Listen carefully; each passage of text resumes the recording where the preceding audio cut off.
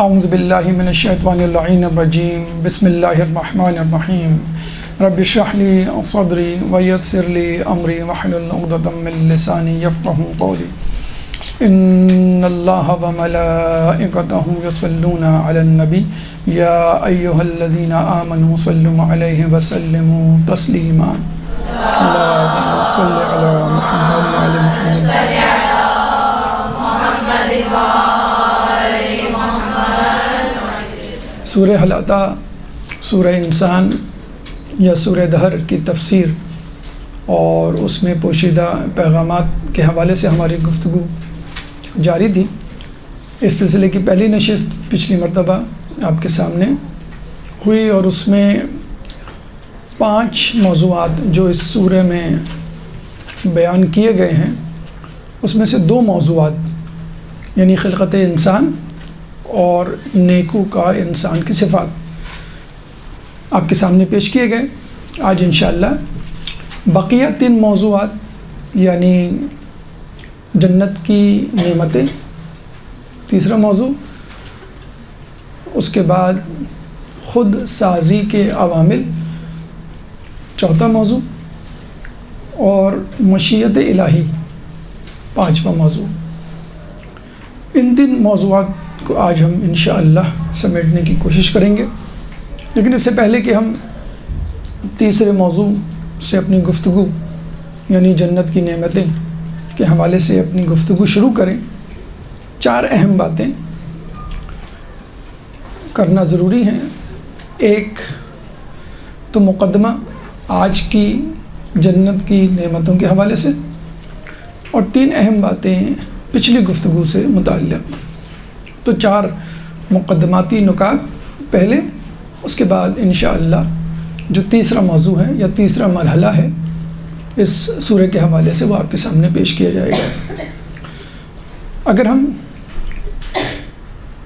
مقدماتی نکات میں پہلا نقطہ بات کریں شان نزول کی، تو 2 اہم باتیں رہ گئی تھیں۔ وہ یہ کہ سورہ حل عطا یا سورہ انسان سورہ دہر کے حوالے سے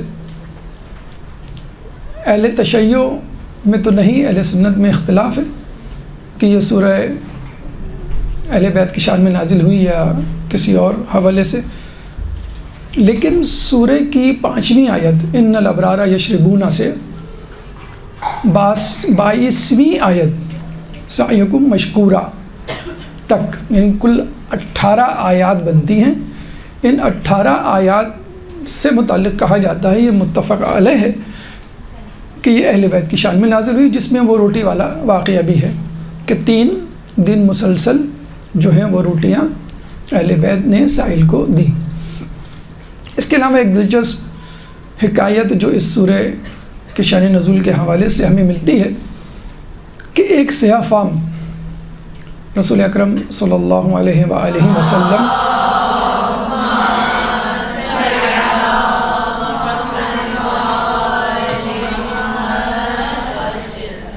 کے پاس آتا ہے اور کہتا ہے کہ یا رسول اللہ، میں اور میری قوم رنگ و نسل، خاندان، حسب و نسب کے اعتبار سے آپ اور آپ کی قوم سے کمتر ہے، لیکن کیا اگر میں آپ کی باتوں پر عمل کروں اور آپ کی اتباع کروں مکمل طور پہ تو جنت میں آپ کے پڑوس اور آپ کے ساتھ رہنے کا شرف پاؤں گا؟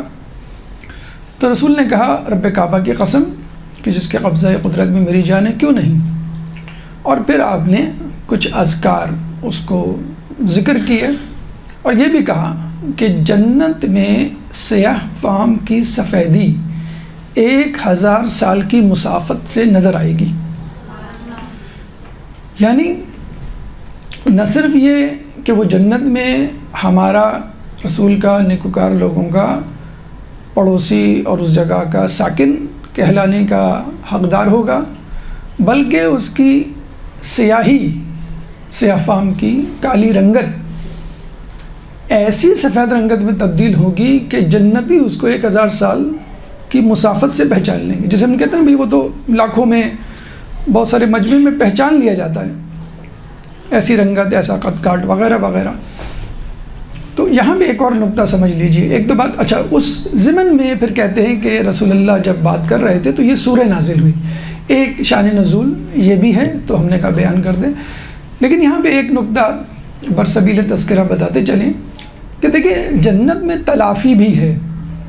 ایک تو جزا بھی ہے اور پھر تلافی بھی ہے. جزا یہ ہے آپ نے نیکیاں کی، آپ نے گناہوں سے اجتناب کیا، آپ کو جنت مل گئی. بھئی دیکھیں ایک ہے غریب آدمی، ایک ہے امیر آدمی، دونوں نے نیک کام کیے اور دونوں گناہ سے بچے، دونوں کو جنت ملی. اب یہ غریب احتجاج کر سکتا ہے کہ جو دنیا میں نے 60-70 سال غربت کے گزارے، روکھی سوکھی کھائی اور کچے مکان میں رہا، بوسیدہ لباس پہنا، اس کا کیا ہوگا؟ تو بات تو وہی ہو گئی، امیر اور غریب تو یہاں پہ دونوں مل گئے، اس نے بھی نیکی کی، میں نے بھی نیکی کی. اب اس کے بارے میں سن لیجئے. حدیث میں آیا ہے کہ دنیا کے غریب جنت کے بادشاہ ہوں گے. یعنی اتنا ڈفرینس ہوگا. ہم یہاں فقط کروڑ پتی اور غریب آدمی کو کمپیئر کر رہے ہیں کہ ٹھیک ہے پھٹا پرانا لباس ہے، سائیکل ہے اس کے پاس، وہ چھوٹی سی جھگی میں رہتا ہے، اور ایک امیر آدمی ہے. بہت فرق ہے. لیکن بہرحال بادشاہ اور ایک عام آدمی جتنا تو فرق پھر بھی نہیں ہے. تو جو غربت میں زندگی گزار رہے ہیں اور نیک کام کر رہے ہیں اور وہ یہ سوچتے ہیں کہ بھائی جنت میں ہم دونوں ایک ساتھ ہو جائیں گے. امیر تو مجھ سے فائدے میں رہا کہ وہ یہاں بھی کما رہا ہے، خوشحال ہے، اور وہاں بھی. تو اس کے اور غریب کے درمیان یہ ڈفرینس ہوگا. یعنی وہ ایک عام آدمی کی طرح، ایک عام جنتی کی طرح رہ رہا ہوگا اور غریب آدمی بادشاہ ہوگا. اتنا ڈفرینس ہوگا اسٹیٹس میں. تو غربت ایک پلس پوائنٹ ہے اگر آپ دیکھیں جنت کے حوالے سے. بلکہ یہ بھی کہا جاتا ہے، اچھا ایک تو یہ امیری غریبی کا معاملہ ہو گیا، تلافی کے حوالے سے ایک ایگزامپل ہو گئی. تیسری ایگزامپل یا دلیل، جب لوگ جنت میں پریشان مصیبت زدہ لوگوں کا حال دیکھیں گے، یعنی جزا ان کی، تو وہ حسرت سے کہیں گے کہ کاش ہمارے جسموں کو دنیا میں قینچیوں سے کاٹا جاتا. یعنی جو یہاں پریشان حال ہو رہے ہیں اگر وہ جنت میں جائیں گے تو عام آدمی کی بنسبت جس کے اوپر پریشانیاں نہیں ہیں، مگر ہم دیکھتے ہیں کچھ لوگ بیچارے بیمار ہی رہتے ہیں، مسلسل بیمار پڑے جا رہے ہیں. کچھ لوگ ہیں غربت کا شکار ہیں، مسلسل غربت کا شکار ہیں. تیسرے لوگ ہیں جن کے خاندان میں کوئی حیثیت و عزت ہی نہیں ہے جسے کہتے ہیں، یا کوئی حادثات وغیرہ میں مبتلا ہو جاتے ہیں. تو یہ سب جو پریشانیاں ان کی کمپنسیشن تلافی بھی ہوگی. ایک چوتھی مثال جناب جعفر طیار کے بارے میں کہا جاتا ہے کہ ان کے دونوں بازو ایک جنگ میں قطع ہوئے تھے. تو ان کے بارے میں ان کو جو طیار کا لقب دیا گیا ہے وہ اسی وجہ سے دیا گیا ہے کہ اللہ تعالیٰ جنت میں ان کو 2 پر عطا کرے گا جن سے وہ پرواز کریں گے. تو جو 2 بازو قطع ہوئے اس کی کمپنسیشن ہے، یہ تلافی ہے کہ عام لوگوں کو نہیں ملیں گے، ان کو ملیں گے 2 پر. تو یہ الحمدللہ اپنے ذہن میں رکھیے کہ اگر آپ کو کوئی پریشانی ہے، مطلب جسمانی نقص بھی ہو سکتا ہے رنگت کے حوالے سے، خط کاٹ کے حوالے سے، بدصورتی کے حوالے سے، مالی بھی ہو سکتا ہے، مثلا آپ غربت و فقر و فاقہ کا شکار ہیں، خاندان کے حوالے سے کچھ ایسے واقعات مسائل کہ آپ کا خاندان جو ہے اور خاندانوں کے مقابلے میں تھوڑا سا لو رینکنگ پر ہے یا عزت نہیں ہوتی خدا نخواستہ، یا پڑھائی لکھائی کے حوالے سے، جاب کے حوالے سے کچھ ایسی جاب کی نوعیت ہے یا پڑھائی آپ کی مکمل نہیں ہو سکی تو آپ پیچھے رہ گئے پوری کوشش کے باوجود، تو انشاءاللہ جنت میں آپ کی تلافی ہوگی. بلکہ علماء کے اندر تو یہ بحث بھی ہے. ہمارے ایک دوست ہیں وہ کہتے ہیں کہ مجھے مرنے کا خوف نہیں ہے، مجھے خوف اس بات کا ہے جو میں نے اہداف رکھے ہیں علمی اعتبار سے وہ پورے نہیں ہوں گے. اور میری عمر اتنی گزر گئی ہے، مجھے اتنی چیزیں پڑھنی تھی، کرنی تھی، یہ کتابیں، وہ فلاں کتابیں، فلاں شعبہ، فلاں مضمون. تو جب انہوں نے کسی اور سے یہ بات اپنی سینئر سے سامنے رکھی تو انہوں نے کہا فکر نہیں کیجیے، برزخ میں پڑھنے کی اجازت ہوگی. تو اگر آپ کی کوئی ڈگری رہ گئی ہے، کوئی علم رہ گیا ہے، تفسیر مثلاً رہ گئی ہے، یا کوئی لینگویج سیکھنی تھی اور آپ کہہ رہے ہیں بھئی عمر گزر گئی، اب تو وقت ہی نہیں ہے اور اب تو وقت گزرتا ہی جا رہا ہے اور آئی ایم شیور کہ میں تو نہیں ٹارگیٹ اچیو کر پاؤں گا اب جو مصروفیات کے دن آتے جا رہے ہیں یا عمر جتنی کم رہ گئی ہے، تو آپ کو برزخ میں پڑھائی کی جگہ اور ٹیبل، کرسی یا فرشی نشست جو بھی ہے دی جائے گی. کم از کم ایک فائدہ تو یہ ہوگا کہ عذاب نہیں ملے گا اس دوران. آپ کہہ سکتے ہیں فرشتوں کو بھی مجھے پڑھنے تو یہ عذاب بعد میں رکھ لینا. تو یہ بھی ایک پلس پوائنٹ ہے کہ آپ کو کمپنسیشن دی جائے گی. بلکہ جنت میں تو یہ بھی کہا جاتا ہے کہ جب کچھ لوگ اپنے گھروں کو واپس جائیں گے تو گھر والے کہیں گے کہاں رہ گئے تھے. جیسے دنیا میں بھی کہا جاتا ہے مل گیا ہوگا آپ کو وہ نکما نکھٹو دوست پان کی دکان پر جس نے آپ کا ٹائم ضائع کر دیا ہوگا. تو جنتی کہیں گے نہیں فلاں جگہ علمی بحث علمی محفل جمی ہوئی تھی اور میں اس میں شریک تھا اور اتنا مزہ آ رہا تھا کہ مجھے اس بحث نے اس گفتگو نے جنت کی نعمتوں سے بے نیاز کر دیا.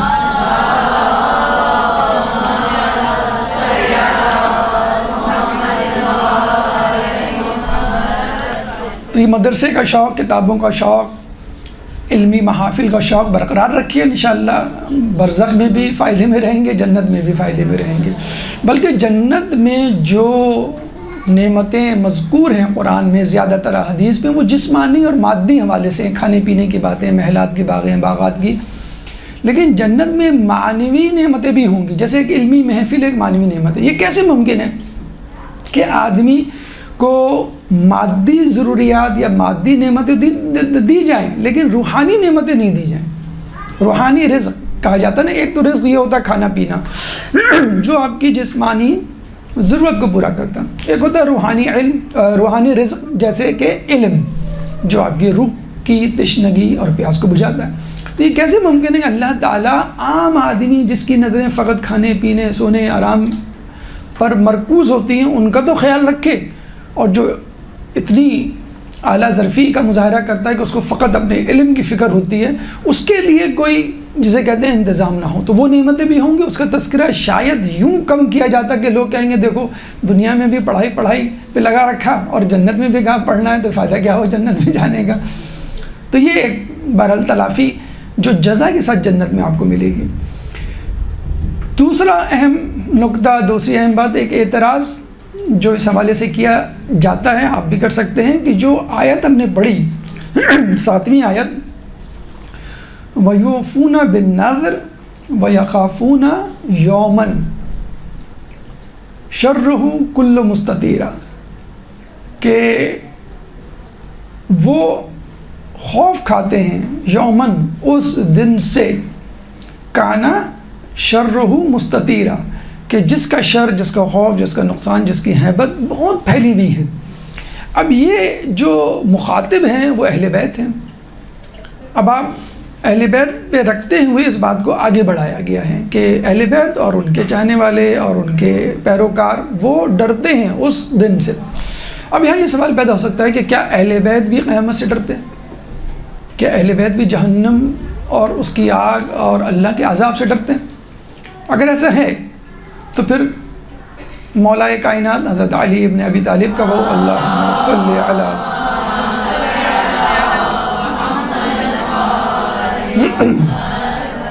قول کہ نہ میں جنت کی لالچ میں خدا کی عبادت کرتا ہوں نہ جہنم کے خوف سے خدا کی عبادت کرتا ہوں. میں تو خدا کو لائق عبادت سمجھتا ہوں اس لیے اس کی عبادت کرتا ہوں.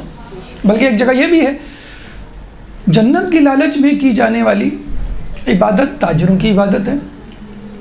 جہنم کے خوف سے کی جانے والی عبادت غلاموں کی عبادت ہے اور خدا کو لائق سمجھتے ہوئے اس کی عبادت آزاد لوگوں کی عبادت ہے. تو کیا یہ بات قرآن کی یہ آیت وَيَخَافُونَ يَوْمًا كَانَ شَرُّهُ مُسْتَطِيرًا مولا علی کے اس قول سے ٹکراتی تو نہیں؟ مولا کہہ رہے ہیں تو میں تو جہنم کی آگ سے نہیں ڈرتا خوف کھاتا اور یہاں آپ کہہ رہے ہیں کہ وہ اس دن سے ڈرتے ہیں جس دن کا خوف اور جس دن کا شر یا ہیبت پوری کائنات میں پھیلے بھی ہوگی. تو یہ یاد رکھ لیجئے کہ کسی شخص سے ڈرنا الگ ہے یا یوں کہہ لیجئے کہ کسی شخص کی سزا سے ڈرنا الگ ہے اور اس کی ناراضگی سے ڈرنا الگ ہے. مثلا ہم بچہ کوئی شیطانی کرتا ہے ہم دیکھتے ہیں کہ وہ امی کی ناراضگی سے ڈر جاتا ہے. وہ اس بات سے نہیں ڈرتا کہ ماں اس کو کیا سزا دے گی ماں اس سے کھلونا چھین لے گی. آپ نے دیکھا کچھ بچے جو ہے وہ دن بھر پوچھتے رہتے ہیں امی آپ ناراض تو نہیں ہیں مجھ سے امی آپ ناراض تو نہیں ہیں مجھ سے. بعض اوقات ہوتا ہے نا کہ ماں جو ہے غصے میں آ کر کھلونا دیتی یہ لو جاؤ اپنی شکل مت دکھانا مجھے.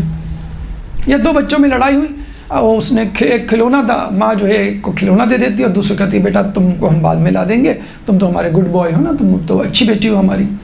اس کو صرف وعدے، تسلی اور دلاسے، وعدہ کہ بس ہم لا دیں گے، بس تم خاموش ہو جاؤ، تم تو اچھی good boy good girl who نا، یہ کہہ کے ہم تو. اور حقیقت ہے کچھ بچے ایسے ہوتے ہیں وہ کہتے ہیں نہیں ہمیں نہیں چاہیے کھلونا، آپ مسکرا دیں، آپ جو ہیں ہاں کر دیں، آپ جو ہیں وہ یہ کہہ دیں کہ بیٹا تم ہماری اچھی بچی ہو تو بس ہم یہ مان جائیں گے، ہمیں نہیں چاہیے، نہ کھانا چاہیے، نہ لباس چاہیے، نہ ہمیں کوئی ہماری کوئی خواہش ہے. تو بنیادی طور پہ مولا علی جو فرما رہے ہیں تو وہ بالکل صحیح، اور یہ آیت جو ہے وہ اس بات کی تشریح کرتے ہوئے نظر آتی ہے کہ وہ خوف ناراضگی الہی رکھتے ہیں، وہ اللہ سے نہیں ڈرتے کہ اللہ ان کو عذاب دے گا یا جہنم میں ڈالے گا یا آگ میں جلائے گا، بلکہ وہ اس بات سے ڈرتے ہیں کہ اللہ ان سے ناراض ہو جائے گا. جس کی دلیل دعائے کمیل کا خوبصورت جملہ کہ صبرت علی عذابک فکیف اصبر علی فراقک، کہ میں تیرے عذاب پر تو صبر کر لوں گا، تیری جدائی پہ کیسے صبر کروں گا. ٹھیک ہے مجھے تو جلا دے کوئی بات نہیں، میں تو فخر کروں گا کہ میرے خدا نے، جیسے مولا علی کیا، مولا علی کا ایک چاہنے والا لایا گیا، اس کی چوری کی سزا مولا علی نے اس کی انگلیاں کاٹ کے دیں، تو کہتے ہیں کہ وہ انگلیاں لے کے بازار میں جا کے فقریہ لوگوں کو دکھانے لگا کہ دیکھو میری انگلیاں کس نے کاٹی ہیں، مولا علی نے کاٹی ہیں، دیکھو میرے ساتھ انصاف کس نے کیا، مولا علی نے کیا ہے، میں کتنا خوش نصیب ہوں کہ مجھے سزا دینے والا کوئی اور نہیں مولا علی ہے. اور مولا بھی یہی کہتے ہیں اے اللہ، کیا جملہ ہے، اگر ہم گستاخی نہ ہو یہ کہیں کہ اللہ کو گویا دھمکی دے رہے ہیں، اے اللہ اگر تو نے مجھے دوزخ میں ڈالا تو میں چیخ چیخ کے اعلان کروں گا کہ میں تیرا چاہنے والا ہوں، تو میرا خدا ہے. یعنی اللہ تو بدنام ہو جائے گا اس طرح اگر تو نے مجھے ڈالا، ارے مولا یہ اللہ تو نے مولا کو ڈال دیا، یہ تو تیرا چاہنے والا ہے. مطلب مولا کو اس بات کی کوئی فکر نہیں ہے کہ میں آگ میں جلوں گا مجھے کیا عذاب ملے گا، وہ تو ان کو فکر ہے اللہ کی، اللہ تیرے توحید پہ حرف آ جائے گا، تیرے عدل پہ حرف آ جائے گا، کیوں کہ میں وہاں بھی چلاؤں گا کہ میں تیرا چاہنے والا ہوں، تو مجھے تو جہنم میں ڈال جنت میں ڈال، مجھے صحت پہ کوئی اثر نہیں پڑتا، میں تو بس چاہتا ہوں کہ تو مجھ سے راضی رہے. تو مولا اللہ سے نہیں ڈرتے، اللہ کی ناراضگی سے ڈرتے. اور ہمیں بھی ایسا ہی کرنا چاہیے، ہمیں اللہ کی سزا سے نہیں ڈرنا چاہیے، کیونکہ ہم اللہ کی جنت کی لالچ میں بھی عبادت نہیں کرتے. یہ میں حقیقی عبادت کی بات کر رہا ہوں. ہمیں اللہ، ہم کہتے ہیں نا اللہ کی خوشنودی کے لیے، قرب الہی کے لیے، ہم کوئی جنت کی لالچ اور دوزخ کے عذاب کے خوف سے نہیں. بلکہ بڑا اچھا جملہ کوئی کہتا ہے کہ ہمیں اس بات کا خوف نہیں ہے کہ جہنم میں ہمیں جلیں گے، ہمیں اس بات کا افسوس ہوگا کہ اہل بیت یہاں نہیں ہیں. ہمیں سے کوئی فکر نہیں، کیونکہ دنیا میں بھی تو آپ تکلیفیں برداشت کرتے ہیں، اہل بیت کے لیے تو برداشت کرتے ہیں.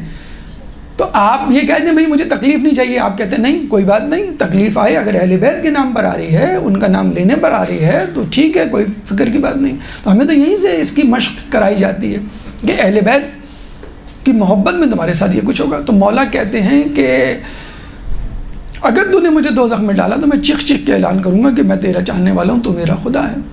تو صبرت علی عذابک، میں تیرے عذاب پہ صبر کر لوں گا. فکیف اصبر علی فراق، میں تیری جدائی پہ، تیرے فراق پہ کیسے صبر کروں گا. تو میرے لیے سب سے بڑا مسئلہ تیری جدائی، تیری ناراضگی ہے، نہ کہ تیرا عذاب. تو یہ اگر اہل بیت ڈرتے ہیں تو وہ اللہ کی ناراضگی سے ڈرتے ہیں کہ اللہ ان سے ناراض نہ ہو جائے، نہ کہ سزا. بھئی جو لوگ کربلا کا ظلم برداشت کر کے کہیں ما رأیت الا جمیلا، مطلب ظلم پہ کہہ رہے ہیں کہ ہم نے اللہ کی طرف سے حسن خوبصورتی کے سوا کچھ نہیں دیکھا، تو جب ان کو واقعی کچھ ملے گا جنت اور اللہ کی نعمتوں کی صورت میں تو ان کا کیا حال ہوگا، وہ کس طرح اللہ کی تعریف کریں گے. ایک یہ بات. اچھا یہ تو اللہ سے محبت کا اظہار اور اس کی کوشش حاصل کرنے کی. دوسری مثال، ایک دفعہ کسی جنگ سے واپس آنے کے بعد مال غنیمت تقسیم ہوا، رسول اکرم صلی اللہ علیہ وآلہ وسلم نے درود پڑھا. یہ ایسی چل رہا ہے.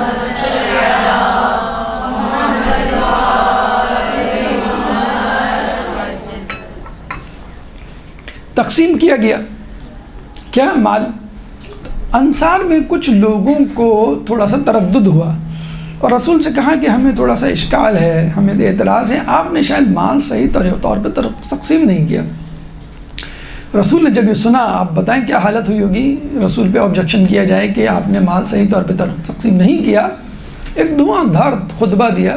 وہ خطبہ اور اس کی تفصیل چھوڑیے، آخری جو جملہ کہا رسول نے گویا ایک تعزیانہ تھا ایسے لوگوں پر جو رسول اللہ کی عدالت پہ شک کرتے۔ کیا تھا؟ رسول نے کیا کہا؟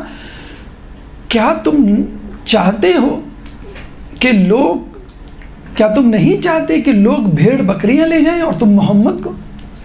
یعنی تمہیں اعتراض ہے بھیڑ بکریوں، ہیرے جواہرات اور سونے چاندی پر، تو کیا تم اس تقسیم پہ راضی نہیں ہو کہ لوگ ان چیزوں کو لے جائیں اور تم مجھ کو لے جاؤ؟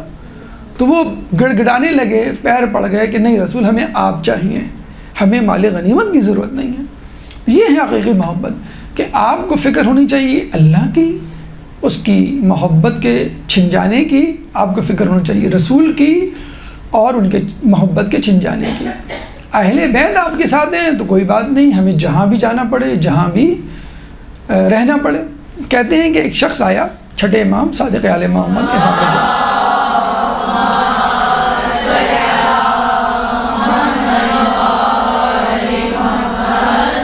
اور کہنے لگا کہ کیا مومن کو بھی خوف ہوتا ہے موت کا؟ امام نے کہا ہاں، کیوں نہیں۔ اب یہ کیا کہ وہ شخص تھوڑا سا سوالیہ نشان اپنے چہرے پہ لیے امام کی طرف دیکھتا رہا۔ یعنی یہ کیا بات ہوئی؟ جب اور لوگوں کو موت کا خوف ہوتا ہے تو ٹھیک ہے، لیکن ہمارے لوگوں کو، آپ کے چاہنے والوں کو بھی موت کا خوف ہوتا ہے، اور یہ حقیقت ہے۔ آپ کو، مجھ کو، ٹھیک ہے ہم کتنے ہی ایمان کے حامل ہوں، کہا جائے آپ کو مرنا ہے، بس یہاں سے نکلیں گے گولی لگے گی، آپ جولی پہ آپ کا جنازہ تیار ہوگا مسجد میں، تو ایک تھوڑی سی دیر کے لیے ہوگا کہ اچھا مرنا ہے، ایک تھوڑا سا خوف جسے کہتے ہیں۔ تو امام نے صاحب کہا کہ ہاں ہوتا ہے، کیوں نہیں ہوتا، مومن کو خوف ہوتا ہے۔ اس نے کہا پھر کہنے لگے پھر کیا؟ جب ملک الموت آتا ہے اور مومن موت کے خوف میں مبتلا ہوتا ہے تو ملک الموت اس سے کہتا ہے کہ دیکھ تجھے کون لینے کے لیے آیا ہے، اور جب وہ نظر اٹھا کے دیکھتا ہے تو بی بی سیدہ علی مرتضیٰ رسول اللہ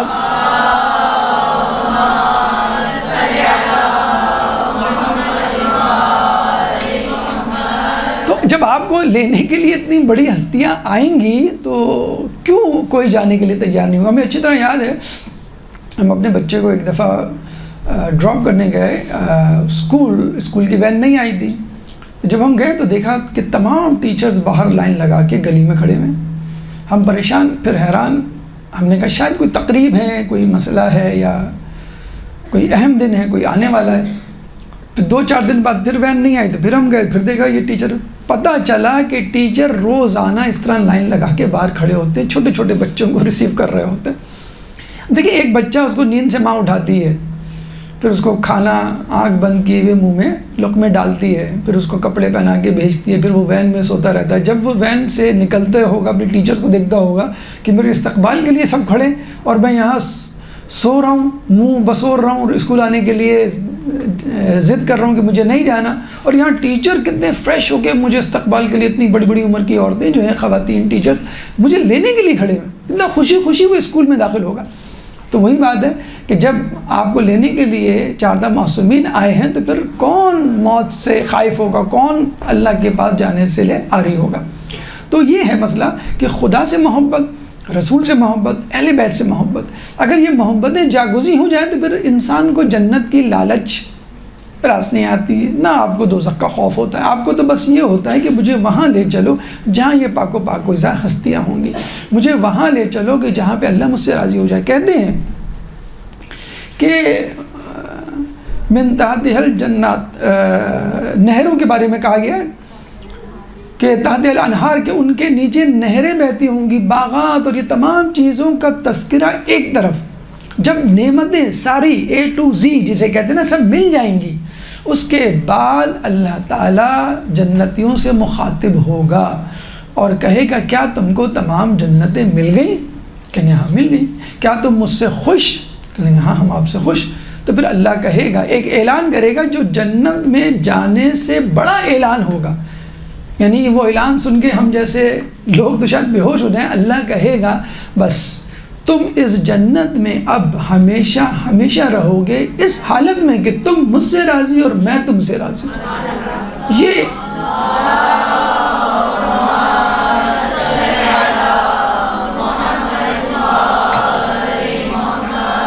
تو من تحتها الانہار، باغات، محلات، درخت، فاکہات، نہریں، یہ ایک طرف ہم فیہا خالدون، اس صورت میں کہ اللہ آپ سے راضی، اس سے بڑی خوشخبری کوئی نہیں ہوگی.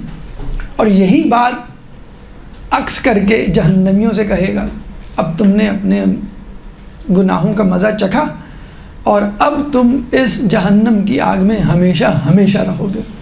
تو وہ ان کے لیے کہتے ہیں کہ جہنم کے عذاب سے بڑھ کر عذاب یا بدخبری ہوگی. تو اللہ سے راضی ہونا ایک الگ بات ہے، جنت کی نعمتوں سے مستفید ہونا ایک الگ بات ہے. اصل ہے قرب الہی، اصل ہے خوشنودی الہی. اس کے بعد ایک دوسرا اعتراض جو اس ضمن میں کیا جا سکتا ہے وَيُطْعِمُونَ الطَّعَامَ عَلَىٰ حُبِّهِ مِسْكِينًا وَيَتِيمًا وَأَسِيرًا، کہ 3 دن انہوں نے روزے رکھے، ایک دن مسکین آیا، ایک دن اسیر آیا، ایک دن یتیم آیا، اور 3 دن 5 افراد نے اپنی روٹیاں دے دیں، فقط پانی سے افطار کیا، یعنی 3 دن پانی. اب یہاں پہ لوگ اعتراض کرتے ہیں بھئی یہ 3 دن کیسے گزارا کیے ہوں گے انہوں نے صرف پانی پر. تو اشکال کرنے والے رہ سکتے ہیں کہ میڈیکلی یہ صحیح بھی ہے کہ نہیں. تو الیکسی سوفورین ایک طبیب گزرا ہے رشیا میں کہ جس نے 40 دن گزارے تھے بغیر کچھ کھائے، فقط چائے، پانی اور لیمو، غالباً یہ 2-3 چیزیں لکوڈ تھیں بس، اور کچھ کھایا نہیں تھا اس نے. عیسائیوں کے فاسٹنگ ہوتی 40 ڈیز والی، جو کہ موسیٰ علیہ السلام نے کی تھی کوہی طور پہ جا کے، وہ ضمن میں کرتے ہیں. اور یہ سخت ترین فاسٹنگ ہوتی ہے جو ان کے بہت ہی آگے کے لوگ کرتے ہیں، صرف لکوڈ پہ گزارا اور پورا 40 دن وہ ایسے گزارتے ہیں. الیکسی سوفورین ایک ڈاکٹر تھا رشیا کا، عیسائی، اس نے ایسا کیا. تو اس نے دیکھا اس کے جسم میں پازیٹیو چینجز آنا شروع ہو گئے، مطلب بڑھاپے کا شکار تھا، اس میں جوانی کے آثار نمودار ہوئے، اس کے بال گر رہے تھے، نئے آنا شروع ہو گئے، سفید تھے سیاہ ہونا شروع ہو گئے، گلے کی خراش وہ ٹھیک ہو گئی، اسٹیمنا اس کا بڑھ گیا، پتھری تھی وہ نکل گئی، وغیرہ وغیرہ، بہت ساری بیماریوں سے اس کو چھٹکارا ملا. اس نے وہاں اخبار میں لکھنا شروع کیا کہ بھئی یہ میں کر رہا ہوں، یہ تبدیلیاں میرے جسم میں آ رہی ہیں. اس کے جو مریض تھے انہوں نے بھی یہ کرنا شروع کر دیا، ان کے جسم میں بھی تبدیلیاں، کسی کو پتھری تھی، کسی کو ٹونسلز تھے، کسی کو شوگر تھی، کسی کو بلڈ پریشر، کیا کیا تھا، لوگوں نے لکھنا شروع کر دیا بھئی ہماری یہ چیز ٹھیک، ہماری یہ چیز ٹھیک، ہماری یہ چیز ٹھیک. اس نے پھر کتاب لکھی اپنی اور اپنے مریضوں کی تمام گزارشات پر، تجربات پر مشتمل. پھر وہ رشین زبان سے عربی، عربی زبان سے فارسی، فارسی زبان سے اردو میں ٹرانسلیٹ ہوئی ہے، اس وقت وہ بازار میں دستیاب ہے. اس کے متعلق ہم نے ماہ رمضان میں ایک دفعہ گفتگو بھی کی تھی. تو کہنے کا مقصد یہ کہ ایک رشین ڈاکٹر اس دور کا 40 دن بغیر کچھ کھائے پی تو رہا تھا، زندہ رہ سکتا ہے. تو 3 دن اگر اہل بیت نے روزہ رکھ لیا کھائے بغیر، تو اس میں کیا ایسی قباحت. میڈیکل پوائنٹ آف ویو سے کہا یہ جاتا ہے کہ انسان 10 دن بغیر پانی کے اور 40 دن بغیر کھانے کے زندہ رہ سکتا ہے. اچھا ترہ یہ اس پہ آن دا ٹاپ آف دیٹ، یہ جو تفسیر نمونہ کے مفسرین 11 مفسرین تھے جنہوں نے ناصر مکارم شیرازی کی رہنمائی میں یہ تفسیر لکھی، اور انہوں نے جو ہے وہ جب یہ پڑھا، جب یہ اشکال اور یہ الیکسی سوفورین کی کہانی، تو ان میں سے کچھ لوگوں نے کہا کہ بھائی ہم بھی یہ کر کے دیکھتے ہیں. تو 22 دن تک ان 11 مفسرین میں سے کچھ لوگوں نے خود یہ فاسٹنگ کر کے دیکھی کہ صرف پانی لکوڈ پہ گزارا. 22 دن تک انہوں نے یہ کام کیا کامیابی کے ساتھ. تو اس دور کا انسان، تفسیر نمونہ کے مفسرین جس میں آپ کے یہ بھی شامل ہیں محسن قراتی جن کی تفسیر نور اب اس وقت اردو میں ترجمہ ہو کے آ چکی ہے، تو اہل بیت کے لیے یہ سمجھنا کہ انہوں نے نہیں کیا ہوگا یہ غیر منطقی بات ہے. پھر اب یہ کربلا پہ بھی اعتراض ختم ہونا چاہیے کہ 3 دن کے بھوکے پہ ایسے کس طرح انہوں نے تلوار اٹھائی یا لڑے یا مجاہدہ کیا. تو کوئی ایسا مشکل کام نہیں ہے. انسان کے باڈی میں جو ہے وہ 70% پانی ہوتا ہے، وہ اس پہ گزارا کر سکتا ہے. انسان کی باڈی میں بہت سارے جو ہیں وہ ایسے پاکٹس ہوتے ہیں جہاں پہ غذائی ذرات موجود ہوتے ہیں، ان کو یوٹیلائز کر سکتا ہے. میڈیکل پوائنٹ آف ویو سے 10 دن تک پانی اور 40 دن تک بغیر غذا کے گزارا کر سکتا ہے. اب آخری بات مقدمے کے حوالے سے جو آج کی گفتگو سے متصل ہے، وہ جنت سے متعلق. امریکہ میں ابھی ریسنٹلی ایک ریسرچ ہوئی ہے اور وہ یہ کہ انسان اس دنیا کی مخلوق نہیں ہے، بلکہ انسان کسی اور سیارے سے آیا ہے جہاں پہ بہت زیادہ آسانیاں تھیں، آرام تھا، آسائشیں تھیں، ضروریات کی وسائل کی فراوانی تھی، لذیذ کھانے، نرم کپڑے، دبیز پردے اور گرم بستر، ہر چیز کی آسانی موجود تھی۔ یہ وہاں سے آیا ہے۔ اس کی دلیل کیا؟ وہ کہتے ہیں دیکھیں ہر انسان چاہتا ہے کہ میں اچھے کپڑے پہنوں، میں اچھی غذا کھاؤں، میں جو ہوں وہ اچھے معتدل موسم میں رہوں اور میرے آس پاس نوکر چاکر ہوں اور جو میری ضروریات کو پورا کرے۔ ہر انسان یہ چاہتا ہے۔ وہ تو مجبوری ہے اس کی جاب کرنا، کاروبار کرنا یا کام کرنا۔ اگر آپ کو کہا جائے بھائی یہ نوکرانی آپ کے لیے لگا دیں گے، ہم غلام آپ کے لیے رکھ دیں گے، ہر چیز آپ کی حاضر ہو جائے گی، آپ کہیں گے ٹھیک ہے۔ آپ کو آپشن دیا جائے بھائی یہ دال روٹی ہے اور یہ مرغی متنجن بریانی ہے، کیا کھائیں گے آپ کی مرضی ہے، آپ بریانی کھائیں گے۔ آپ کو کہا جائے ایک سادہ سا لباس ہے، زربق لباس ہے، دونوں فری ہیں، آپ دونوں آپ میں سے آپ کہیں گے یہ۔ آپ کو کہا جائے ایک جھوپڑی ہے اور ایک محل ہے، آپ کس میں رہنا پسند کریں گے؟ آپ کہیں گے بھائی محل میں۔ ایک عام سی گاڑی ہے، ایک عالیشان گاڑی ہے، آپ دونوں ایک جیسے آپ کے لیے، آپ کا جو آپشن ہے۔ تو انسان فطرتاً آرام پسند ہے۔ تو امریکی تحقیق جو کہ قرآن اور سنت کا مطالعہ نہیں کرتے، انہوں نے یہ تحقیق بتایا کہ انسان کسی ایسی جگہ سے آیا ہے کہ جہاں پہ آرام و آسائش کی بہت آتی، تو ہم بھی یہی کہیں گے۔ ہم نہیں آئے تو کم از کم ہمارے جد اعلیٰ حضرت آدم علیہ السلام وہ تو جنت سے آئے ہوئے، تو بہرحال ہم تھے تو انہی کے صلب میں، اور عالم ذرات کی شکل میں تو کم از کم عالم ملکوت میں موجود تھے۔ تو ہمارے ذہن میں وہی چیز بسی ہوئی ہے۔ اب الگ بات ہے یہاں پہ آ کے دو حصوں میں انسان کے گروہ تقسیم ہو گئے۔ ایک نے کہا کہ جو بھی آرام و آسائش ہے اس دنیا تک ہے، تو جتنا حاصل کر سکتے ہو حاصل کرو، چاہے حلال سے ہو چاہے حرام سے ہو، اس کے بعد مر جانا ہے، پھر کچھ بھی نہیں ہوگا۔ ایک کہتا ہے کہ نہیں، اس کے بعد بھی زندگی ہے اور وہاں کا آرام و آسائش ہمیشہ رہنے والا ہے۔ اگر ہم اس کے لیے کوشش کریں تو وہ زیادہ امپورٹنٹ ہے۔ اگر ہمیں 60-70 سال کی مشکلات برداشت کرنی پڑ جائیں تو بھی کوئی بات نہیں، لیکن اصل آرام و آسائش وہ ہے۔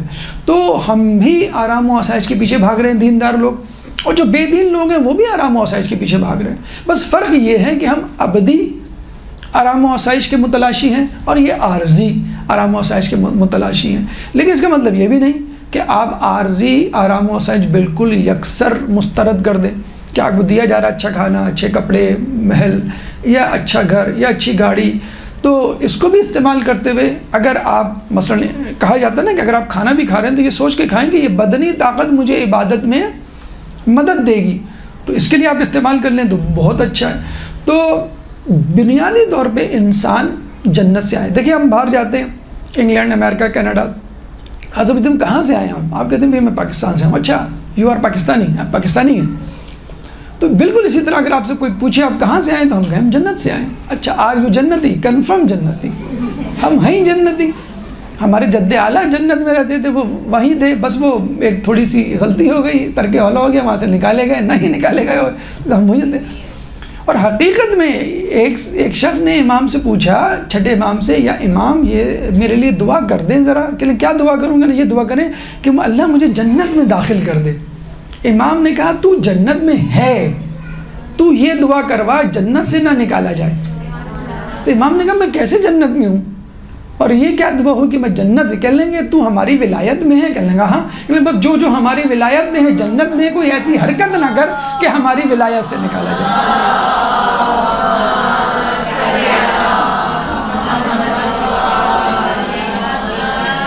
بھی آپ کی امی کمرہ سیٹ کر کے دیتی ہیں بچوں کو، بھی بیٹا یہ کھیل کا کمرہ، یہ کھانا پینا ہے، اس کے بعد یہ وہ، لیکن تو بدتمیزی مت کرنا، چپل لے کے بستر پہ نہیں چڑھنا، میں کان پکڑ کے باہر نکال دوں گی۔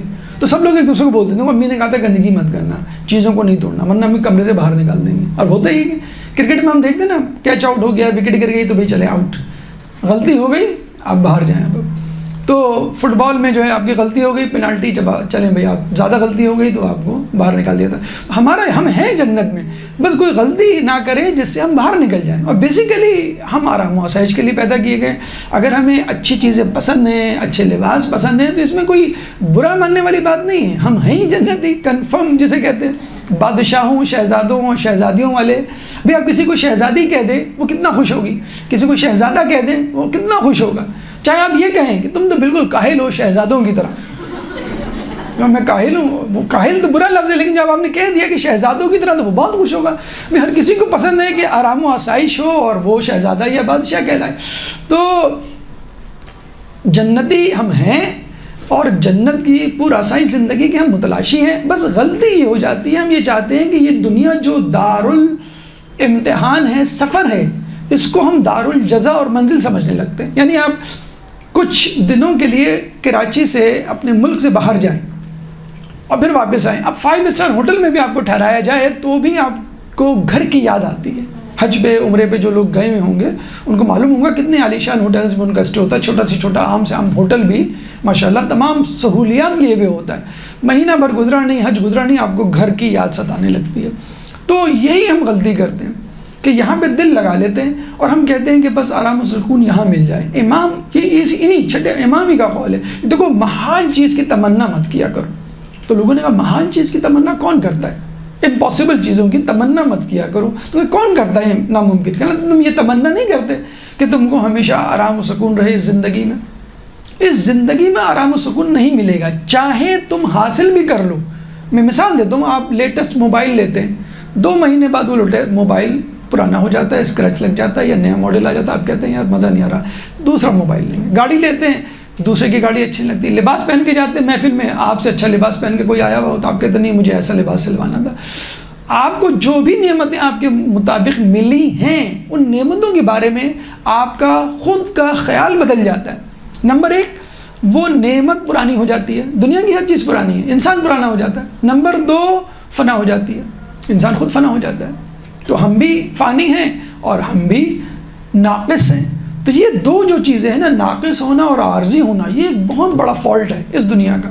تو ہمیشہ کے لیے دائم، ہمیشہ کے لیے قائم، ہمیشہ کے لیے آرام اس دنیا میں آپ طلب نہیں کر سکتے.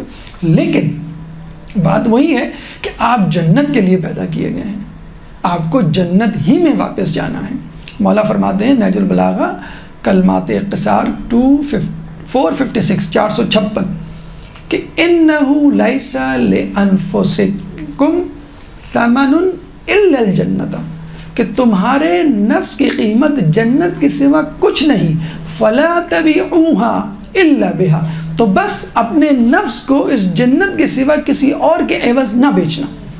یعنی تم بہت بڑی چیز ہو. ہم تو چھوٹی چھوٹی جسے کہتے ہیں باتوں پر یا فائدے پر اپنا ایمان بیچنے کے لیے لوگ نعوذ باللہ خدا نخواستہ تیار ہو جاتے ہیں. آپ کو اپنا نفس اگر بیچنا ہے تو اس کی قیمت جنت کی صورت میں وصول کرنی ہوگی. اور جس نے یہ کہا اس نے یہ کر کے دکھایا، اپنے نفس کو بیچ کر جنت خرید کے دکھائی کہ اللہ نے گواہی دی وَمِنَ النَّاسِ مَن يَشْرِي نَفْسَهُ ابْتِغَاءَ مَرْضَاتِ اللَّهِ، اور لوگوں میں کچھ ایسے بھی ہیں جنہوں نے اپنے نفس کو بیچ کے اللہ کی مرضی خرید لی. سورہ بقرہ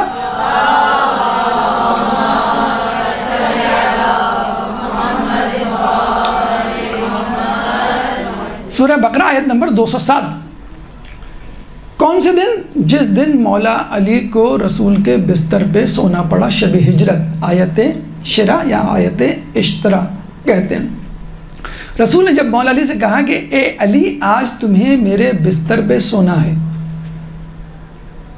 مولا نے صرف ایک جملہ پوچھا. ہم ہوتے تو ہم کیا کہتے ہیں؟ میری جان بچ جائے گی، میں باقی رہوں گا، زندہ رہوں گا.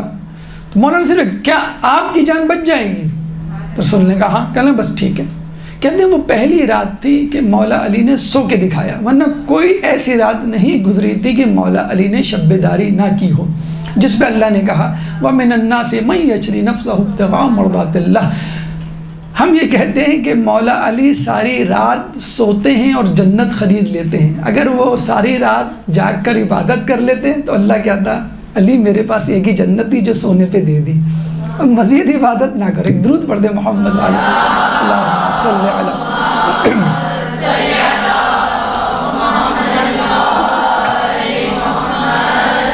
اب آئیے اس سورہ کے تیسرے موضوع کی طرف، جو کہ ہے جنت کی نعمات. یعنی جو نیکوکار انسان نیکیاں کریں گے ان کو جنت کی نعمتیں ملیں گی. پہلا پیغام، 5 پیغام یا چیدہ نکات جو آپ کے سامنے پیش کرنے کہ پہلا پیغام تو یہ ہے کہ اللہ ان سے کہے گا جنت کی نعمتوں کا تذکرہ کرتے ہوئے کہتا ہے جزاہم بما صبروا جنتا و حریرا.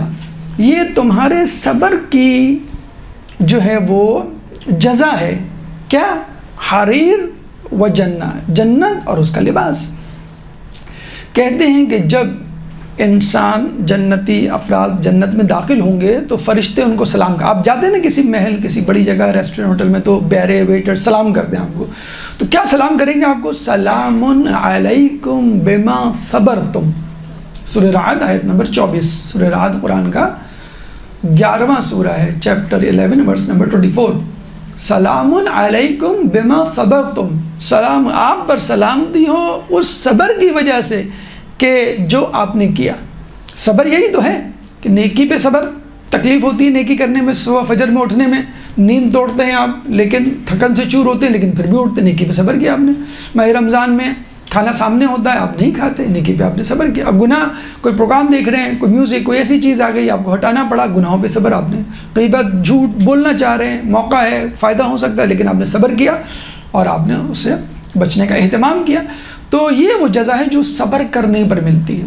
تو جب آپ کوئی صبر کریں گے، آپ کوئی نیکی کریں گے تو اللہ اس کی جزا بھی پھر ویسے ہی کہے گا. حل جزاء الاحسان الا الاحسان. سورہ رحمان آیت نمبر 60. سورہ رحمان قرآن کا 55واں سورہ ہے، چیپٹر 55 ورس نمبر 60. تو پہلی بات تو یہ ہے کہ جو کچھ تم نے صبر کیا، جو کہتے ہیں نا کہ آپ جنت اپنی لے کر جاتے ہیں. کہتے ہیں نا کہ رسول معراج سے گزر رہے تھے تو دیکھ رہے تھے کہ ایک شخص، ایک فرشتہ جو ہے وہ گھر بنا رہا ہے اور گھر بناتے بناتے ایک دم سے وہ رک جاتا ہے. جیسے کوئی ریموٹ کنٹرول بٹن دبا دیا ہو کسی نے، پھر ایک دم سے بنانے لگتا ہے، پھر رک جاتا ہے. تو رسول کہہ رہے ہیں یہ کس طرح کا مزدور ہے، یہ گھر بناتا ہے پھر رک جاتا ہے، پھر بناتا ہے پھر رک جاتا ہے. کہنے لگے یہ ایک شخص ہے جو نیچے سبحان اللہ والحمدللہ ولا الہ الا اللہ اکبر کی تسبیح کر رہا ہے. جب تک وہ تسبیح کرتا رہتا ہے یہ گھر بنتا رہتا ہے، جب وہ تسبیح کرنا روک دیتا تو یہ گھر بنانا بھی روک دیتا. ملتا ہے نا قرآن کی سوروں کے حوالے سے. ایک شخص جنت سے گزر رہا ہوگا تو بڑے خوبصورت محلات آپ کو نظر آئیں گے. آپ جائیں اسلام آباد، گلگت، اسکردو، بلتستان، گلگت، تو پہاڑوں پہ بڑے خوبصورت خوبصورت بنگلے ہوتے ہیں. تو کراچی والے سوچتے ہیں کاش ہمارا بھی ایک یہاں پہ گھر ہوتا. تو جنتی جب گزریں گے تو دیکھیں گے بڑے خوبصورت محلات، کہیں گے وہاں ماشاء اللہ کتنا خوبصورت گھر ہے، کاش یہ میرے پاس ہوتا. تو فرشتہ کہے گا یہ محترم آپ ہی کا تھا. کہہ لیں کیسے؟ کہہ لیں آپ نے جو قرآن کی سورہ یاد کی تھی نا، کون سی، وہ سورہ عادیات یا سورہ قاریہ، وہ لمبی سی سورہ، وہ جو آپ بھول گئے، بس وہ بھولنے پہ آپ کی یہ جو ہے جائیداد ضبط ہو گئی ہے. جب آپ نے یاد کیا تو یہ محل آپ کو دیا گیا تھا، آپ بھول گئے تو اللہ نے چھین لیا. یہ ہوگا آپ بتائیں. تو خدا را اس حسرت سے بھی بچنے کی کوشش کریں.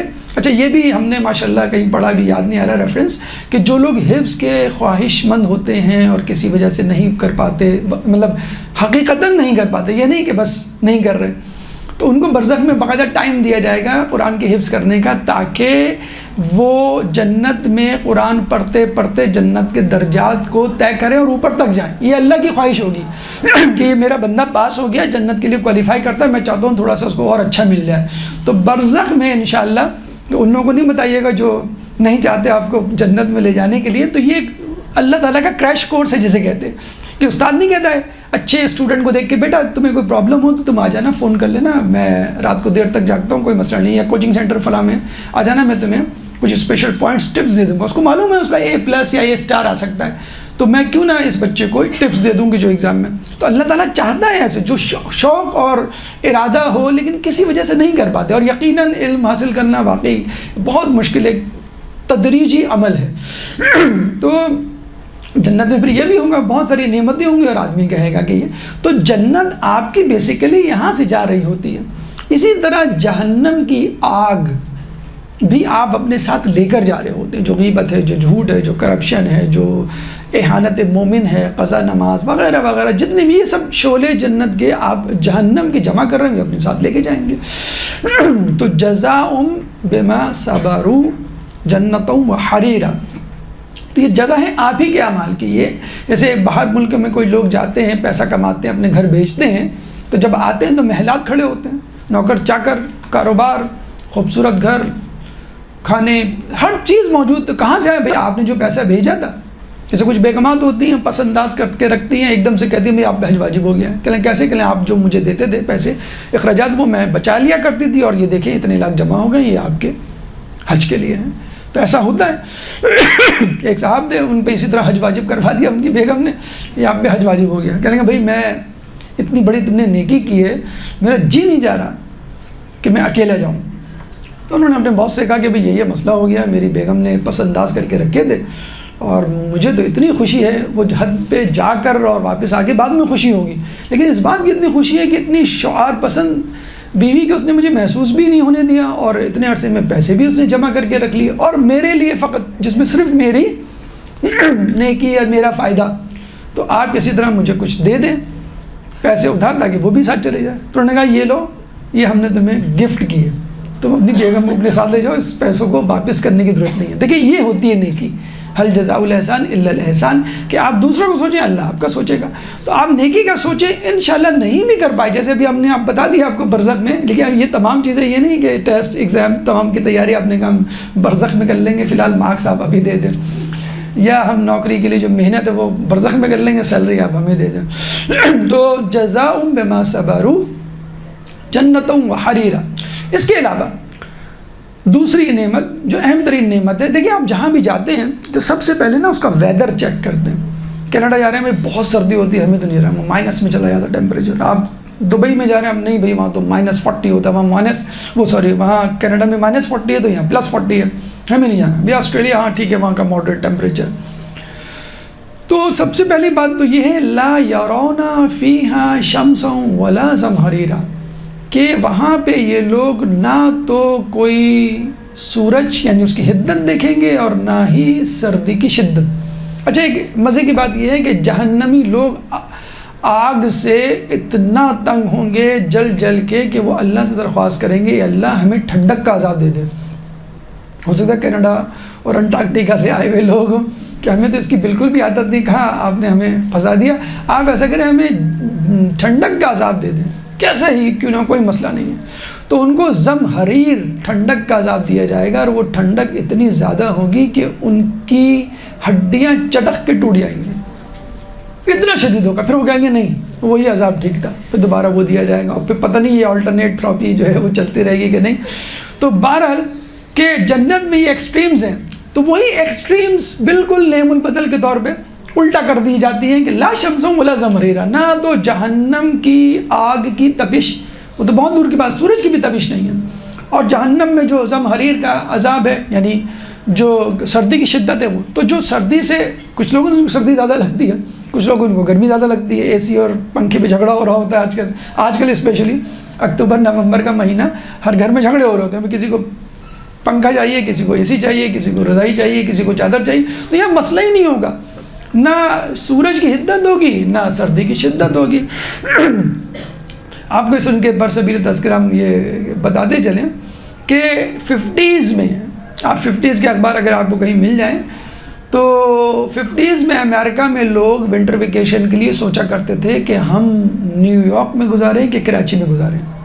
اتنا مشہور ٹورنگ اسپاٹ تھا, آپ کو ہنسی آ رہی ہوگی اس وقت یقیناً, کراچی اب کیسا ہے, لیکن 50s میں ایسا تھا کہ لوگ سوچا کرتے تھے, اور انگریز نظر آئیں گے آپ کو کراچی کی گلیوں میں اس زمانے میں, آج کل تو کتے نظر آتے ہیں, تو آپ کو گلی گلی انگریز نظر آئیں گے. آپ ایمپریس مارکیٹ لے لیں, ہاؤس بے لے لیں, آپ کے یہ بیچ لے لیں, تو اتنا ہاٹ اسپاٹ تھا, اتنا مشہور اسپاٹ تھا, ٹورنگ اسپاٹ, اور ابھی بھی ہے. خیر یہ ایسا مسئلہ نہیں ہے. شنگریلا جو ہے آپ کا کینیڈا میں فوٹوگرافی کا کمپٹیشن ہوا تھا کہ آپ اپنے ملک علاقے کی ایک فوٹو کھینچ کے بھیجیں جو نیچرل سینز پر مشتمل ہو, نیچرل بیوٹی ہو, کوئی آرٹیفیشل نہ ہو, نیچرل چاہیے ہم کو. تو پوری دنیا سے کینیڈا والوں کو 1,00,000 فوٹوگراف وصول ہوئے تھے. آپ کو معلوم ہے کہ پہلا پرائز کس کو دیا گیا تھا؟ شنگریلا والوں کو. وہ تصویر بھی اس وقت میرے پاس ہے, ایک دفعہ اخبار میں چھپی تھی. اس شنگریلا کے اسپاٹ کو پہلا پرائز دیا گیا تھا. تو ہم لوگ اتنے جسے کہتے ہیں کہ کفران نعمت کرنے والے لوگ, ہمیں پتہ ہی نہیں ہے کہ پاکستان میں کتنی نعمتیں ہیں. تو جو معتدل موسم ہے نا وہ خود ایک بہت بڑا ایڈوانٹیج ہوا کرتا ہے. تو کراچی والوں کو بہت زیادہ جسے کہتے ہیں کہ قدر کرنی چاہیے اپنے ملک کی. اب وہ الگ بات ہے کہ سرکار جو ہے وہ تلی بیٹھی ہے اس کو دیہات بنانے پہ, تو آپ اپنے طور پہ محنت کر کے اس کو, بہرحال ایک معتدل موسم ہونا یہ ہے اتنا بڑا کام, اتنی بڑی نعمت ہے کہ کوئی ملک پیدا نہیں کر سکتا. چائنا نے ابھی کوشش کی تھی کہ کس طرح مصنوعی برسات پیدا کریں یا مصنوعی سردی پیدا کریں گرمی میں، تو وہ الٹے لینے کے دینے پڑ گئے اور زیادہ برسات ہو گئی، زیادہ گرمی کی بجائے اتنی سردی ہوئی کہ لوگ ٹھٹر کے مرنے لگے۔ تو بہرحال یہ ماڈریٹ ٹمپریچر خود ایک بہت بڑا ایڈوانٹیج ہے، تو نہ بہت زیادہ روشنی اور شدت ہوگی سورج کی اور نہ بہت زیادہ سردی ہوگی۔ کہتے ہیں یہ بہار کی بھی روایت ہے، اور اہل سنت کے مفسر آلوسی نے اپنی تفسیر روح المعانی میں بھی لکھا ہے کہ جنتی ایک دم سے روشنی کا جھماکہ دیکھیں گے، جیسے آپ شادی بیاہ میں وہ نہیں دیکھتے فائر کریکرز، ایک دم سے روشنی ہو جاتی ہے، اور اس میں کوئی وہ نہیں ہوتی ہے، گرمی نہیں ہوتی، بس ایک روشنی ہوتی ہے۔ یہ آپ کے اولمپکس اور یہ ورلڈ کپس وغیرہ میں کی جو افتتاحی تقریبات ہوتی ہیں اس میں دکھایا جاتا ہے۔ تو جنتی ایک دم سے روشنی کا جھماکہ دیکھیں گے، وہ کہیں گے، وہ ان کو پھر دوبارہ وہ دنیا کا سورج یاد آئے گا، کہیں گے اللہ خدا تو نے تو کہا تھا کہ یہاں پہ کوئی سورج نہیں ہے، کوئی روشنی، تو ایک دم سے یہ سورج کہاں سے نکل آیا؟ تو بتایا جائے گا کہ جنت میں علی اور فاطمہ کسی بات پر مسکرائیں ان کی دانتوں کی چمک سے،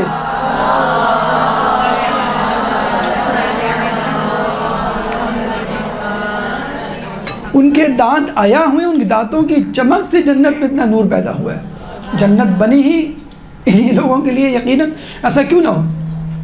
تو وہ معتدل موسم ہوگا جس میں جنتی جو ہے رہیں گے۔ اس کے بعد اللہ تعالیٰ فرماتا ہے کہ وہاں کے درخت کے بارے میں ہے کہ دانیاتن علیہم ظلالھا وذللت قطوفھا تذلیلا، کہ وہاں کے درخت لوگوں پر سایہ کیے ہوئے ہوں گے اور وہ پھل بآسانی پکڑ کے توڑ سکیں گے۔ اچھا یہ بات ہے، آپ لوگوں میں سے شاید کسی نے اس کا تجزیہ کیا ہو کہ نہیں، اے سی کی ٹھنڈک، چھت کی جسے کہتے ہیں کہ ٹھنڈک ایک الگ چیز ہے، لیکن درخت کا سایہ ایک بالکل الگ چیز ہے۔ جو لوگ درخت کے سائے میں بیٹھے ہوں گے ان کو پتہ ہوگا کہ عجیب سا سکون ملتا ہے درخت کے سائے میں بیٹھنے سے۔ تو درخت کا سایہ ظلالھا، سایہ فگن ہوگا، اور پھل وہ اپنے ہاتھوں سے توڑ کے کھائیں گے۔ یہ باقاعدہ ذکر ہے کہ وَذُلِّلَتْ قُطُوفُهَا تَذْلِيلًا۔ اچھا اس کا تجربہ ہمیں پہلے نہیں تھا، آپ میں سے بھی کسی کا تجربہ ہو، اگر اسکردو بلتستان جائیں تو جو سیاح ہوتے ہیں ان کو کہا جاتا ہے کہ بھئی آپ یہ درخت سے پھل توڑ کے کھا سکتے ہیں، فری، جتنا آپ کھائیں، یا کچھ جگہوں پہ کچھ نومنل سے پیسے ہوتے ہیں، کوئی خاص نہیں ہوتے ہیں، آپ درخت سے پھل توڑ کے خود کھا رہے ہوتے ہیں، وہ اس کی خوشی ایک الگ ہوتی ہے۔ آپ کو دکاندار کتنی قسمیں کھا کے کہہ دے یہ انار کا اصلی شربت ہے، آپ اس پہ یقین نہیں کریں گے، جو اصلی انار درخت سے توڑ کے کھانے میں ہے۔ اچھا اس میں فقط یہی بات نہیں ہے کہ درخت سے پھل توڑ کے کھانا ایک انجوائمنٹ ہے، نہیں، آسانی، جیسے وہی آج کل کی بات ہے نا کہ پہلے لوگ جو ہے لکڑیوں پہ پکاتے تھے، اب جو اسٹوو پہ پکا رہے ہیں، پہلے سل بٹے پہ جو ہے وہ مسالے پیسے جاتے تھے، اب جو ہے وہ پکے پکائے بنے بنائے، تو انسان کمفرٹ کی طرف جا رہا ہے نا، اب جو ہے باقاعدہ فون ڈائل کرتے ہیں، کھانا آپ کے پاس جو ہے تیار ہے، تو اس کا مطلب ہے انسان آسانی چاہتا ہے، انسان چاہتا ہے نمبر ایک آسانی ہو، نمبر دو فوراً مل جائے۔ یہ بھی ایک وہ ہے نا، ریسٹورنٹ جاتے ہیں، بڑے سے بڑے ریسٹورنٹ بھی جائیں، وہ کہتے ہیں آپ 20 منٹ لگیں گے، آپ کو غصہ آ جاتا ہے 20 منٹ، تو کہتے ہیں سر اسٹارٹر لے آؤں آپ کے لیے، سوپ لے آؤں، نہ سوپ اور اسٹارٹر میں ماشاءاللہ وہ اتنا بل بن جاتا ہے آپ کا۔ تو اصل چیز ہے آسانی اور سرعت، جلدی۔ کہتے ہیں کہ جنتی ایک پرندے کو اڑتا ہوا جاتا ہوا دیکھے گا تو دیکھ کر کہے گا کاش میں اس کے کباب کھاتا، اسی وقت کباب گرم گرم پلیٹ میں آ جائیں گے۔ یعنی صرف سوچیں گے آپ، یعنی اللہ آپ کو گویا کن فیکون کی منزل پہ پہنچا دے گا، تم سوچو اور میں تمہارے، بلکہ کن کہنا بھی نہیں ہے، یہاں تو سوچنا ہے کہ کاش میں ایسا جو ہے کر سکتا۔ وہ کہتے ہیں اچھا لوگوں کو اپنے اپنے ظاہر بات ہے شوق دنیا سے لے کے جائیں گے لوگ، تو ایک کسان جائے گا، کسان کہے گا کہ اللہ مجھے جو ہے وہ ہل چلانا ہے، اور فرشتے اس کو ہاتھ پیر جوڑیں گے، کیا کر رہے ہو تم، اللہ تعالیٰ تم کو مشقت سے بچا رہا ہے، ہر چیز یہ پھل تم توڑ لو، تم ہل چلانے کے چکر میں پڑے ہو، نہیں مجھے ہل چلانا ہے اور مجھے جو ہے وہ کھیتی اگانی، میں اس کے بغیر دن ہی نہیں گزار۔ جاپان میں ہے نا کچھ لوگ کہتے ہیں کہ ان کو ریٹائر بھی کر دیا جائے تو دوبارہ وہ آفس کے سامنے باغ پہ موجود بینچ ہوتی ہے اس پہ آگے بیٹھ جاتے ہیں کمپیوٹر لے کے اور ہاتھ چلا رہے ہوتے ہیں، بس ہمیں عادت ہے۔ تو اس طرح یہاں پر بھی، اور وہ کسان جو ہے وہ اللہ سے کہیں گے اللہ یہ تو ضد پال کے بیٹھا ہوا ہے، یہ تو کہتا ہے نہیں میں تو کچھ کرنا، اللہ کہتے ہل چلانے دو، اس کو کھیتی لگانے دو، تو وہ ہل چلائے گا، ایک دم سے بیل بھاگیں گے اور 2 منٹ میں کھدائی ہو گئی، پھر وہ بیج ڈالے گا، کھاد ڈالے گا، پانی ڈالے گا، تو وہ گھنٹوں میں فصل نکل آئے گی، وہ بڑا خوش ہوگا کہ اتنی آسانی سے ہو گئی۔ تو وہ بھی اس کو، اب لوگ کہیں گے بھی ہمیں اڑنے والا گھوڑا نہیں چاہیے، ہمیں تو BMW چاہیے، مثلا ہمیں رولز رائس چاہیے، تو بھائی ٹھیک ہے آپ کراچی کے یا نیو یارک کے باسی ہیں، تو آپ کو جو آپ کو پسند ہوگا وہ آپ کو دیا جائے گا. یہ آپ کی بس خیال تخیل ہوگا، جو آپ سوچیں گے وہ ہو جائے گا. ایک میں آپ کو اور ٹپ دے دوں، بڑی خوبصورت ٹپ. جب بھی کوئی خواہش پوری نہ ہو، یعنی آپ بازار سے گزر رہے ہیں، 10 خواتین کو تو پسند آتے ہیں، 10 ڈریس پسند آگے لینا ایک ہوتا ہے، وہ بھی جسے کہتے ہیں کہ کم کرا کے دکاندار پریشان ہو جاتا ہے. تو جو ڈریس پسند آیا، جو چیز پسند آئی اور آپ نہیں لے سکے تھے، آپ فوراً کہیں گے اللہ تو لکھ لے، یہ مجھے جنت میں چاہیے. تو اسی طرح جو بھی تکلیف آپ کو ملی کسی کی وجہ سے، اللہ اس کا بدلہ میں جو ہے وہ جنت میں. اگر آپ یہ کرنا شروع کر دیں تو یہ دعائیں تو ہوئیں، تو آپ جو دعا کر رہے ہیں، کہتے ہیں نا دعا یا تو قبول ہو جاتی ہے یا پھر قیامت کے لیے سیف ہو جاتی ہے کہ بھئی قیامت میں آپ کو مل جائے گا، یا اس کی وجہ سے کوئی بلا آنے والی ہو وہ ٹل جاتی ہے، یا مؤخر ہو جاتی ہے، منسوخ ہو جاتی ہے تو مل جائے گی، یا مؤخر ہو جاتی ہے کچھ عرصے بعد آپ کو مل جائے گی. تو جیسے نا کچی روٹی، کچا گوشت، کچی ڈش کھانے سے بہتر آدمی پکی پکائی تھوڑا صبر کر لے. تو کچھ چیزیں آپ پری میچور مانگ رہے ہوتے ہیں امی سے، اور بعد میں جب ملیں تو آپ کہتے ہیں نہیں یہی وقت تھا اس چیز کے لینے کا. تو یہ ہے وہ سرعت، اور یہ ہے وہ تخیل کہ آپ صرف سوچیں گے اور آپ جو ہے وہ مل جائیں گے، آپ کو وہ چیز سامنے حاضر ہوگی. مشروبات کے بارے میں کہا جاتا ہے کہ فضہ یعنی چاندی اور اکواب، بلورین کہتے ہیں انگلش میں اس کو، کرسٹل کہتے ہیں، اس کے جو ہے وہ ظروف ہوں گے. اب یہ شیشے کا گلاس ہوتا ہے، اس میں آپ کو نظر آ رہا ہوتا ہے کہ اندر کیا ہے، پانی ہے یا شربت ہے یا جو بھی ہے. چھٹے امام جعفر صادق علیہ السلام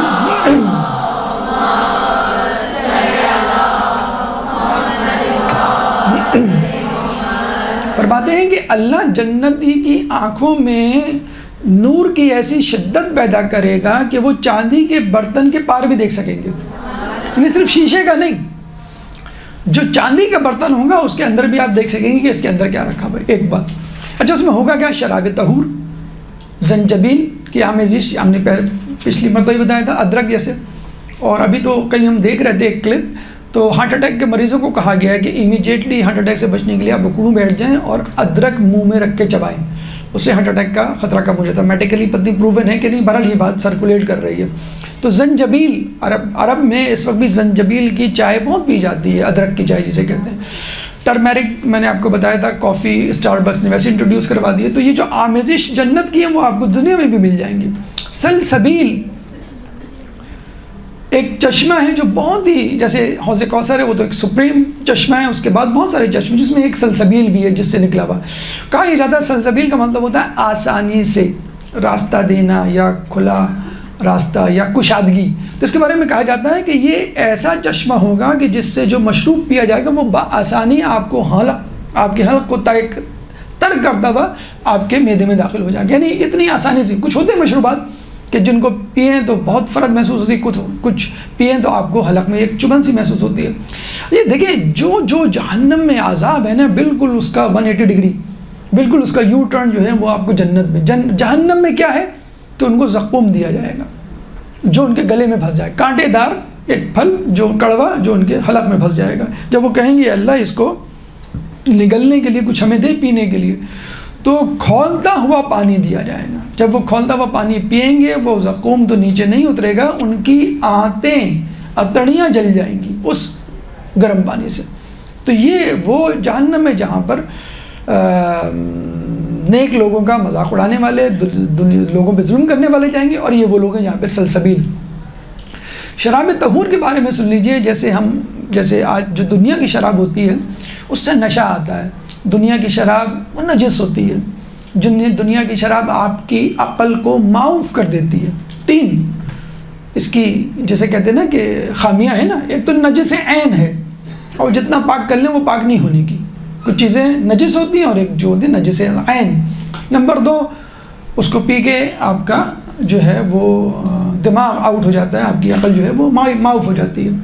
اور حرام ہے تیسری چیز. کچھ چیزیں حرام ہوتی ہیں لیکن نجس نہیں ہوتی مثلا. لیکن یہ جو شراب طہور آپ کو دی جائے گی، اس کے بارے میں حدیث میں ہے کہ یہ آپ کے یعنی جنتی کے دل سے حسد اور دیگر صفات رذیلہ دھو ڈالے گی. اچھا، حسد کا خصوصی طور پہ تذکرہ ہے. اب وہ کیوں ہے؟ ذہن میں شاید یہی آتا ہے کہ حسد ایک ایسی چیز ہے جس سے علماء بھی بعض اوقات اپنا دامن نہیں بچا پاتے. حدیث میں ہے کہ حسد کے 10 حصے ہیں، جس میں سے 9 حصے علماء کے حصے میں ہیں اور 1 حصہ عام لوگوں کے حصے میں۔ تو حسد ہے یا کینہ ہے یا سوء ظن ہے، تکبر ہے، یہ جتنی بھی خامیاں، کیونکہ بہرحال اگر جنتی ہیں تو وہ 100% تو معصوم نہیں ہے نا، معصوم کی طرح 100% نیکوکار ہو اس کے دل میں، یا اعضاء جوارح سے اس کے کوئی گناہ نہ سرزد ہو۔ تو جب وہ شراب طہور پیے گا تو آپ اس کے دل سے تمام چیزیں، یہ صفات خباثتیں جو ہیں وہ دھل جائیں گی۔ بلکہ چھٹے امام تو فرماتے ہیں کہ شراب طہور پینے سے خدا کے سوا ساری چیزیں بہہ جائیں گی، یعنی اس کے دل میں کسی چیز کی بھی محبت نہیں رہے گی سوائے خدا کے۔ اچھا، ایک دلچسپ سوال جو اکثر لوگ پوچھ بھی لیتے ہیں، ایک جگہ میں کہیں یہی درس دے رہا تھا تو کسی نے پوچھا کہ سر میری ایک بہت اچھی فرینڈ ہے، وہ بالکل بھی دیندار نہیں ہے، بے دین ہے، اگر وہ جہنم میں چلی گئی تو میں اس کے بغیر کیسے رہوں گی جنت میں؟ یہ بھی ایک بڑے مسئلے، کچھ آپ کے دوست بن جاتے ہیں، پڑوسی ہوتے ہیں، رشتہ دار ہوتے ہیں، ارے اس کو بھی چھوڑیں آپ، والدین یہاں تو نہیں لیکن باہر کے ملکوں میں ہیں، کافر والدین ہیں، بچے جو ہے مسلمان ہو گئے، اب وہ برحق محبت تو رہے گی نا کہ نہیں رہے گی؟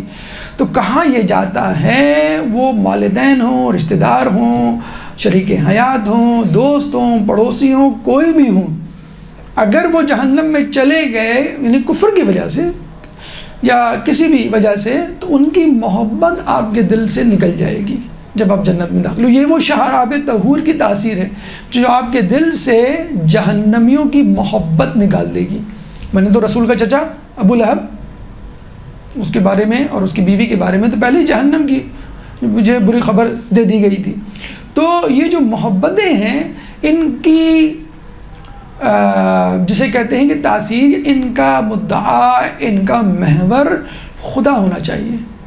خدا کے لیے بہت بڑی صفت قرار دی گئی ہے کہ خدا کے لیے کسی سے محبت کرنا اور خدا کے لیے کسی سے دشمنی کرنا، کیونکہ خدا کو یہ چیز پسند نہیں ہے تو مجھے بھی نہیں پسند، خدا کو یہ چیز پسند ہے تو مجھے بھی یہ پسند۔ اب تم کو پسند ہو نا پسند ہو، مجھے تمہاری پسند نا پسند کا خیال نہیں۔ کہتے ہیں نا کہ میاں بیوی کی محبت، والدین اور اولاد کی محبت، دوست کی محبت، رشتہ داروں کی محبت کا معیار بھی خدا کی محبت ہونا چاہیے۔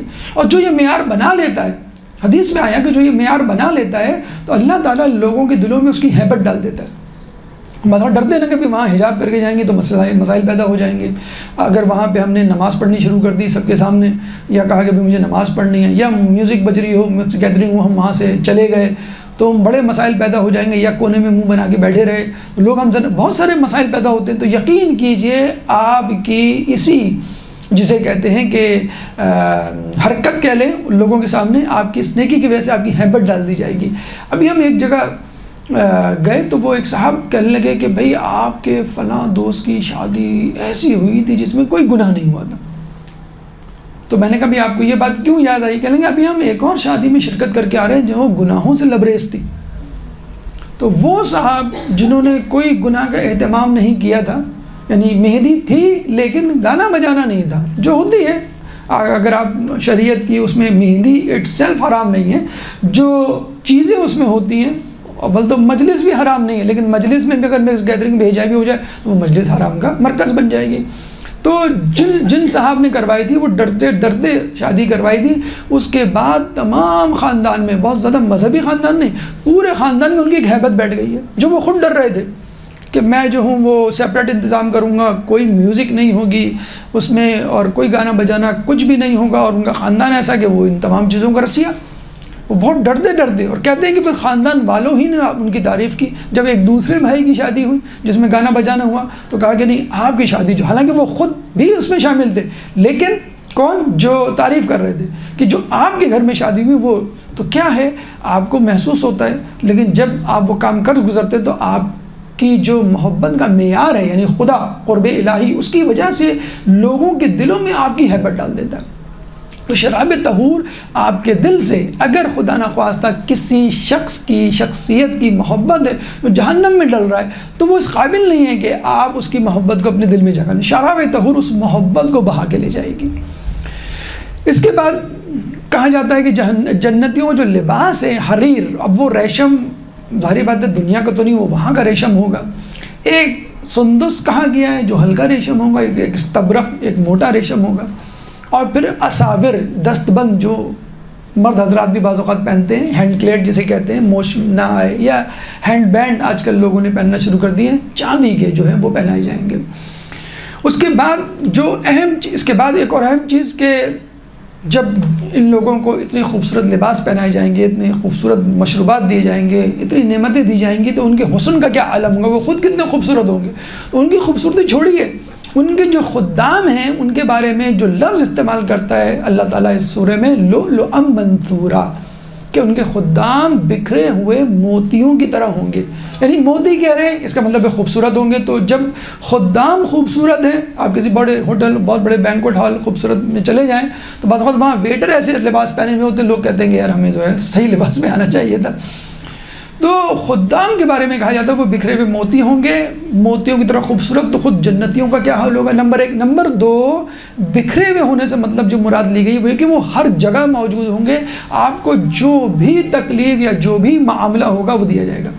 آج بھی دنیا میں کیا بلکہ کراچی میں بھی اگر آپ ڈھونڈیں تو آپ کو ایسی جگہ مل جائیں گی جہاں پہ بڑی نزاکتیں ہیں، بڑے پروٹوکول ہیں۔ ہمارے ایک دوست ہیں، غالباً کراچی میں ایک جگہ جیم خانہ تھا یا کلب تھا یا ہوٹل تھا، تو وہ بتا رہے تھے کہ ان کو ایک تقریب میں وہاں بلایا گیا تھا، اور وہ جو ہے مہمان خصوصی تھے، یعنی جج تھے اسپیچ کمپٹیشن کے۔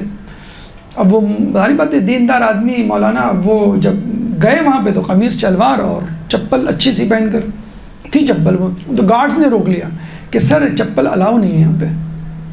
تو وہ بڑے حیران، اب سیدھے سادھے آدمی کہنے لگے نہیں یہ بڑی مہنگی چپل ہے۔ کہنے سر کتنے کی ہوگی؟ 500 کی ہوگی۔ اب بتائیں وہ گارڈ ان کو کہہ رہے، کہنے پھر ان صاحب نے کہا بیٹا آپ کو معلوم نہیں میں کون ہوں، میں یہاں جج ہوں جو ابھی کمپٹیشن ہو رہا ہے اسپیچ کا۔ کہ آپ کو کس نے بلایا؟ کہ فلاں نے بلایا، جو ان کو فون کریں آپ۔ تو ان کو فون کیا، وہ بھاگتے ہوئے آئے، کب کباتے، ارے بھائی ان کو کیوں روک لیا؟ کہ سر ان کے پاس چپل نہیں ہے۔ تو بیٹا تم جوتوں کا بندوبست کرو۔ وہ فوراً بھاگا گیا، تو پتہ چلا کہ بڑی چیزیں ہیں، ان کے لیے جوتے لے کر آیا، انہوں نے جوتے پہنے۔ اب کس طرح وہ کھڑاؤں کر کے چل رہے ہوں گے، وہ پہن کے گئے اور اندر داخل ہوئے۔ تو یہ نزاکتیں تو خود کراچی جیسے، آپ یہ برج الاسد، خلیفۃ البرج یا برج الاسد کیا ہے جو دبئی میں ہے، برج الخلیفہ، وہاں پہ آپ باقاعدہ جو ڈریس ہوتا ہے نا عربوں کا، تو وہ پہنے بغیر نہیں جا سکتے، یا پھر سوٹ پہن کے جائیں، قمیص شلوار۔ بہت معذرت کے ساتھ سوری، آپ اتنی تعریفیں کرتے ہیں گلف کنٹریز اور عربوں کو، شلوار قمیص کو مانتے ہی نہیں ہیں جسے کہتے ہیں، کوئی بہت بڑا ڈریس ہوگا۔ یہ ہماری خامی ہے بہرحال۔ تو دنیا میں ایسے لوگ موجود ہیں کہ جہاں پہ جگہیں موجود ہیں جہاں پہ ایسے پروٹوکول ہیں، تو پھر جنت میں ایسے پروٹوکول کیوں نہیں ہوں گے؟ تو اللہ تعالیٰ تو اپنے جنتی کو تو سب سے بڑا بادشاہ یا شہنشاہ کی طرح رکھنا چاہے گا۔ اب آ جائیں ہمارے چوتھے مرحلے کی طرف کہ جس میں یہ جو نعمتیں آپ حاصل کریں گے، جو نیکیاں آپ کریں گے، یا خلقت انسانی کی جو تخلیق ہے، انسان کی تخلیق، وہ جو مقصد کیسے حاصل کریں گے۔ اور وہ چوتھا موضوع ہے خود سازی۔ ایک درود پڑھ دیں محمد والے محمد۔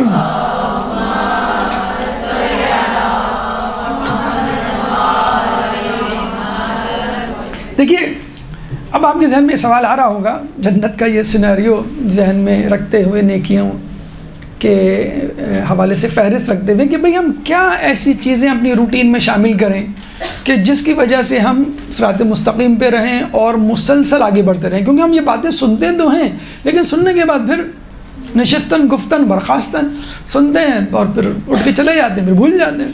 تو اللہ تعالیٰ آپ کو ایک روٹین دے رہا ہے، ایک برنامہ دے رہا ہے، ایک ٹائم ٹیبل دے رہا ہے، موٹیویشنل فیکٹرز دے رہا ہے کہ بھئی یہ 4-5 فیکٹرز ہیں، ان باتوں پہ عمل کرو اور جم جاؤ، انشاءاللہ تمام چیزیں آسان ہو جائیں گی۔ تو 5 چیزیں۔ نمبر 1، اللہ فرماتا ہے اِنَّا نَحْنُ نَزَّلْنَا عَلَيْكَ الْقُرْآنَ، کہ ہم نے بے شک تم پر یہ قرآن نازل کیا بتدریج۔ اب اس میں پیغام کیا ہے وہ سن لیجئے۔ اِنَّا نَحْنُ نَزَّلْنَا عَلَيْكَ الْقُرْآنَ، تم پر یعنی رسول پر، رسول کی وساطت سے، وسیلے سے ہم پر۔ تو یہ آپ کی کتاب ہے، انسان کے لیے آپ کو اتاری گئی ہے، اور انسان ہی سب سے زیادہ اس سے نابلد ہے، اس سے غافل ہے، اس کو پڑھتا نہیں۔ یہ بالکل ایسے ہی ہے کہ آپ نے اپنے باس کو میسج کیا کہ مجھے لون چاہیے، اس کے بعد باس کا میسج آتا ہے تو آپ پریشان ہوں گے نا، فوراً کھول کے دیکھیں گے، بلکہ میسج آنے سے پہلے کھول کے دیکھیں گے بھئی کیا ہوا، میرا لون اپروو ہوا کہ نہیں ہوا۔ کوئی اہم کام آپ نے کسی کو کہا اور اس کا میسیج جب آیا فوراً کھول کے دیکھیں گے، پتہ لگے جب میسیج آیا تو وہ چائنیز میں لکھا ہوا ہے، فرینچ میں لکھا ہوا ہے، تو آپ فوراً جائیں گے بھئی یہ میسیج پڑھ دو یعنی آپ کا باس فرینچ چائنیز، تو آپ کو بتایا جائے گا ہاں بھئی آپ کا لون اپروو ہو گیا مثلا. تو یہ فکر ہے نا آپ کو اپنے دنیاوی فائدے کی. تو آپ کے پاس بھی آپ کے باس شہنشاہ کے شہنشاہ خالق کے خالق خدا کا میسیج آیا ہوا ہے. اب آپ کہہ رہے ہیں کہ تو عربی میں یہ تو مجھے سمجھ میں نہیں آ رہا میں کیا کروں. بھئی اس کی ٹرانسلیشن بھی دستیاب ہے، بعد ترجمہ وہ پڑھ لیں، تفسیریں سب چیزیں تو دستیاب ہیں، آپ کیوں نہیں پڑھ رہے؟ تو آپ کے لیے ہے، ہم سمجھیں رسول کے لیے تھا، ہم سمجھیں اہل بیت کے لیے تھا. بھئی وہ کیا پڑھیں گے، وہ تو خود قرآن ناطق ہیں، چلتے پھرتے قرآن ہیں، وہ کیا قرآن پڑھیں گے؟ مطلب وہ قرآن لوگوں کو سنانے کے لیے پڑھتے ہیں، کوئی اپنے لیے نہیں، وہ تو خود قرآن ہے.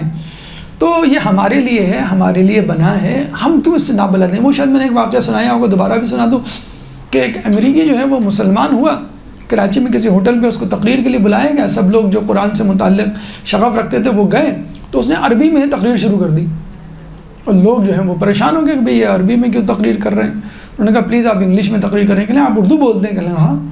تو کہنے اچھا یہ بتائیں عربی کے کتنے حروف تہجی عربی کے حروف تہجی میں شامل ہیں؟ تو سب نے کہا بھئی سب حروف تہجی عربی کے اردو میں شامل ہیں.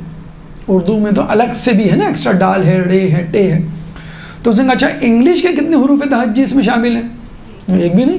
کہنا آپ کو عربی آنی چاہیے کہ انگلش آنی چاہیے؟ فیسلٹی یا لاجیکل پوائنٹ آف ویو سے کیا آسان ہے آپ کے لیے؟ ہمارے لیے کیا آسان ہے؟ عربی آسان ہے یا انگلش آسان ہے؟ اور ہم تمام زور جو ہے وہ انگلش میں لگا کے جیسے کہتے ہیں کہ ہم نے رکھا ہوا ہے. تو ہمارے یہاں تو وزیر اعظم پریزیڈنٹ بھی اسی وقت بنتا ہے جس کو اردو نہیں آتی ہو، ٹوٹی پوٹی آتی ہو، اسی کو بنایا جاتا ہے. یہ عجیب. تو یہ ہمارے لیے اترا ہے، ہمیں اس کو پڑھنا چاہیے. نمبر 1 یہ جو آخر میں لفظ ہے نا تنزیلا علیک القرآن تنزیلا، کہ ہم نے اس قرآن کو بتدریج کیوں نازل کیا؟ اچھا ایک جگہ ہم پڑھتے ہیں انا انزلناہ فی لیلۃ القدر، کہ ہم نے اس قرآن کو لیلۃ القدر میں، وہ دفعی نزول تھا، یعنی فوراً ایک ساتھ کتاب کی صورت میں نازل کیا. اور یہ کیا ہے؟ تدریجی کیوں؟ بھائی جب عقیدے کی ضرورت تھی، قیامت، نبوت، توحید، تو اس وقت عقیدے کے متعلق آیات آئیں. جب فروعات کی ضرورت پڑی، نماز، روزہ، زکوٰۃ، حج، تو فروعات سے متعلق. جب جہاد کی ضرورت تھی تو جہاد سے متعلق. اکارڈنگ ٹو دا سچویشن ہمیں بھی چاہیے قرآن کو اکارڈنگ ٹو دا سچویشن پڑھیں. جو بعض اوقات لوگ کہتے ہیں نا بوریت ہوتی ہے، خدا نہ خواستہ کیا کریں، اب شروع سے پڑھنا شروع کرتے ہیں، وہ کوئی ربط ہی نہیں ملتا. آپ جس موضوع، جس مسئلے میں پھنسے ہوئے ہیں وہ آپ لکھ دیں انڈیکس پہ کہ اس مسئلے کا میں شکار ہوں، یا پوچھ لیں کسی سے اس موضوع پہ جو بھی آیتیں، اس کو ہم کہتے ہیں موضوعی آیات یا موضوعی تفسیر. آپ کو پتہ چلتا چلا جائے گا.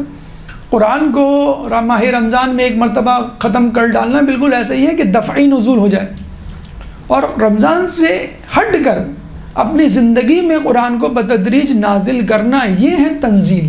قرآن کو بتدریج پڑھنا according to the situation you are facing. اچھا لوگ کہتے ہیں کہ ہم پڑھتے تو ہیں لیکن اثر نہیں ہوتا، کیا مسئلہ ہے؟ تو 3 ٹپس یاد رکھیں جو خدا نے خود سورہ بقرہ میں دوسری آیت میں فرمائی ہیں کہ ذالک الکتاب لا ریب فیہ ھدی للمتقین الذین یؤمنون بالغیب وَيُقِيمُونَ الصَّلَاةَ وَمِمَّا رَزَقْنَاهُمْ يُنْفِقُونَ. یہ وہ کتاب ہے کہ جس میں کوئی شک نہیں. نمبر 1 یہ جو ہے ھدی للمتقین، متقیوں کے لیے ہدایت ہے. متقیوں کی کیا نشانی ہے؟ نمبر 1 یؤمنون بالغیب، پہلی شرط کہ وہ غیب پہ ایمان لاتے ہیں. غیب پہ ایمان نہیں ہے، خدا پہ، قیامت پہ، امام زمانہ کی حجت پہ، تو پھر آپ کا ایمان. نمبر 2 یقیمون، اللہم صلی علی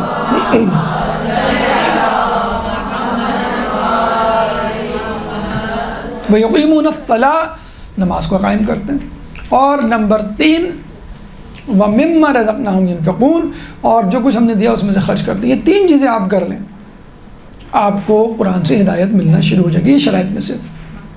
اس کے بعد اللہ تعالیٰ فرماتا ہے فَاصْبِرْ لِحُکْمِ رَبِّکَ، تو اپنے رب کے حکم پر صبر کر. صبر یعنی وہی نیکیوں پہ صبر اور گناہوں پہ صبر. نیکیوں کی تکلیف کو برداشت کرنے میں صبر، گناہ نہ کرنے میں جو نقصان ہو رہا ہے اس پہ صبر. لیکن یہاں پر ایک بات بہت امپورٹنٹ بتانا ہوں کہ اللہ تعالیٰ نے قرآن میں یہ نہیں کہا ان اللہ مع متقین، ان اللہ مع المصلین، ان اللہ مع المجاہدین۔ اللہ نے کیا کہا؟ ان اللہ مع الصابرین، اللہ صبر کرنے والے۔ کیوں؟ کہ اللہ خود صابر ہے، اللہ خود صبر کر رہا ہے، انسانوں کے گناہوں پہ صبر کر رہا ہے۔ ان اللہ مع الصابرین۔ اچھا، نمبر 1۔ نمبر 2، صبر اتنا امپورٹنٹ نہیں ہے جتنا استقامت امپورٹنٹ ہے۔ استقامت کیا ہے؟ اپنے صبر پر ڈٹے رہنا، یعنی کہ آج صبر کر لیا، گناہ نہیں کیا، کل کر لیا گناہ۔ آج آپ نے صبر کیا، نیکی کر لی، کل آپ نے چھوڑ دی، نہیں۔ فاستقم کما امرت ومن تاب معک، سورہ ہود آیت نمبر 112۔ سورہ ہود قرآن کا 11واں سورہ ہے، چیپٹر 11 ورس نمبر 112۔ رسول سے اللہ مخاطب ہے، اللہ کہتا ہے کہ استقامت اختیار کرو اور جس طرح کہا گیا ہے، اور وہ لوگ بھی جو تمہارے ساتھ ہیں۔ اتنا سخت حکم، اللہ صرف یہ کہتے تھے نا فاستقم ومن تاب معک، استقامت اختیار کرو اور وہ لوگ بھی جو تمہارے ساتھ ہیں، کما امرتا کہہ کر گویا جھنجھوڑ دیا ہے رسول کو۔ رسول کہا کرتے تھے کہ شبیتنی، سورہ ہود نے مجھے بوڑھا کر دیا، یعنی اتنا سخت کہ دیکھو جیسا کہا گیا۔ اصل میں حقیقت میں رسول سے نہیں کہا جا رہا، رسول کی وساطت سے اصحاب اور دوسرے افراد کو۔ اردو اور فارسی میں محاورہ ہے، کہو دیوار کو، سناؤ پڑوسی کو، یا ڈانٹو بیٹی کو اور پیغام بہو کو دو۔ یہ انڈائریکٹلی جسے کہتے ہیں نا کہ میسج پہنچایا جاتا ہے۔ تو رسول کی وساطت سے اور لوگوں، ومن تاب معک، جو تمہارے ساتھ ہیں۔ اس استقامت کی پہلے تو 5ویں امام کا بڑا اچھا قول ہے کہ قلیل عمل طویل مدت کے لیے بہتر ہے کثیر عمل قلیل مدت کے لیے۔ یعنی 2 رکعت نماز آپ روزانہ پڑھ رہے ہیں 3 مہینے تک، بہت اچھی بات ہے۔ آپ نے جو ہے وہ 90 رکعت یا 100 رکعت ایک ہی دن میں پڑھ ڈالی، یہ بہتر نہیں ہے۔ بہتر یہ ہے کہ تھوڑا عمل ہمیشہ، 10 روپے صدقہ دیں، 20 دیں، لیکن روزانہ دیں۔ 100-200 روپے 500 روپے آپ نے دے دیا، پھر بیٹھ گئے، کیونکہ آپ مسلسل اس دنیا سے اٹیچ ہیں۔ روزانہ آپ کو فیولنگ کی، ٹیوننگ کی، موٹیویشن کی، جوش و جذبے کی ضرورت ہے۔ استقامت بہت ضروری ہے۔ اس استقامت کا صلہ کتنا بڑا ہے آپ سن کے حیران ہوں گے۔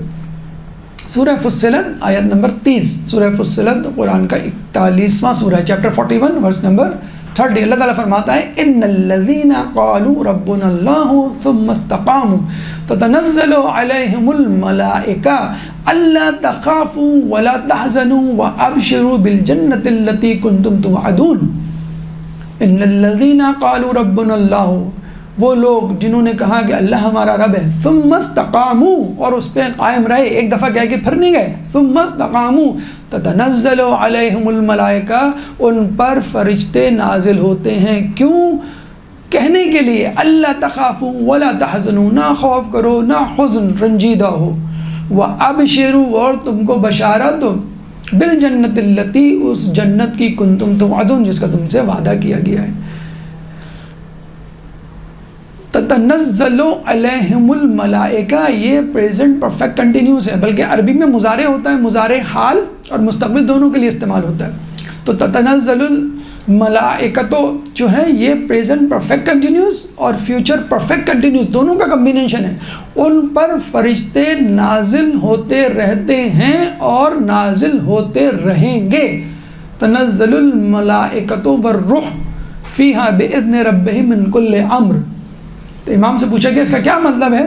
کہنے لگے فرشتے نازل ہوتے رہتے ہیں، یہ سلسلہ جاری رہتا ہے، جب تک ہم ہیں فرشتے نازل ہوتے رہیں گے، اور فرشتے اس وقت تک نازل ہوں گے جب تک اللہ کی دنیا حجت سے خالی نہیں ہوتی، اور اس وقت قیامت آ جائے گی۔ تو یہ سلسلہ جاری رہے گا۔ اس وقت بھی فرشتے نازل ہوتے ہیں شب قدر میں امام کے پاس، اور اللہ نے یہ وعدہ ہم سے بھی کر رکھا ہے کہ اگر والروح، ملائکہ اور روح ان کے لیے نازل ہوتے ہیں تو تمہارے لیے بھی فرشتے نازل ہوتے ہیں۔ یہ اس آیت میں بتا رہا ہے میرے اور آپ کے لیے۔ کیسے؟ حدیث میں ہے کہ جب انسان فجر میں یا نماز شب کے حوالے سے وقت ہوتا ہے تو ایک فرشتہ اس کے ایک کان میں پھونک مارتا ہے، دوسرا فرشتہ دوسرے کان میں پھونک مارتا ہے۔ شیطان دوسرے کان میں پھونک مارتا ہے، فرشتہ جو ایک کان میں پھونک مارتا ہے وہ اس کو نماز کی طرف بلاتا ہے، اور شیطان جس کان میں پھونک مارتا ہے وہ اس کو سلاتا ہے کہ ابھی وقت نہیں ہوا۔ تو بس انسان کی طبیعت جس طرف راغب ہوتی ہے بس وہ کام کر لیتا ہے، یعنی وہ اٹھ کے یا تو نماز پڑھ لے گا اگر نیک طبیعت کا ہوگا، فکر ہوگی اس کو، یا پھر وہ شیطان کی بات مان لے گا۔ تو آپ نے اکثر دیکھا ہوگا کہ آپ کی طبیعت بہت بہت بجھی سی ہوتی ہے اور آپ ذکر و اذکار کرتے ہیں تو ایک دم سے فرط و شادگی جو ہے وہ آپ کے اندر پیدا ہو جاتی ہے، مسئلہ حل ہوتے ہوئے نظر آ جاتا ہے اور دل سنبھل جاتا ہے۔ تو یہ فرشتے ہیں جو دیکھیں وحی کا سلسلہ رک گیا ہے لیکن فرشتوں کا سلسلہ ابھی بھی نہیں رکا۔ جب امام پہ آ رہے ہیں تو ہم پہ بھی آ رہے ہیں، ہمارے فرشتے ہم کو دلاسا دینے کے لیے آتے ہیں، امام پہ فرشتے غیب کا حال بتانے کے لیے اور آگے پیچھے کی خبر دینے کے لیے آتے ہیں۔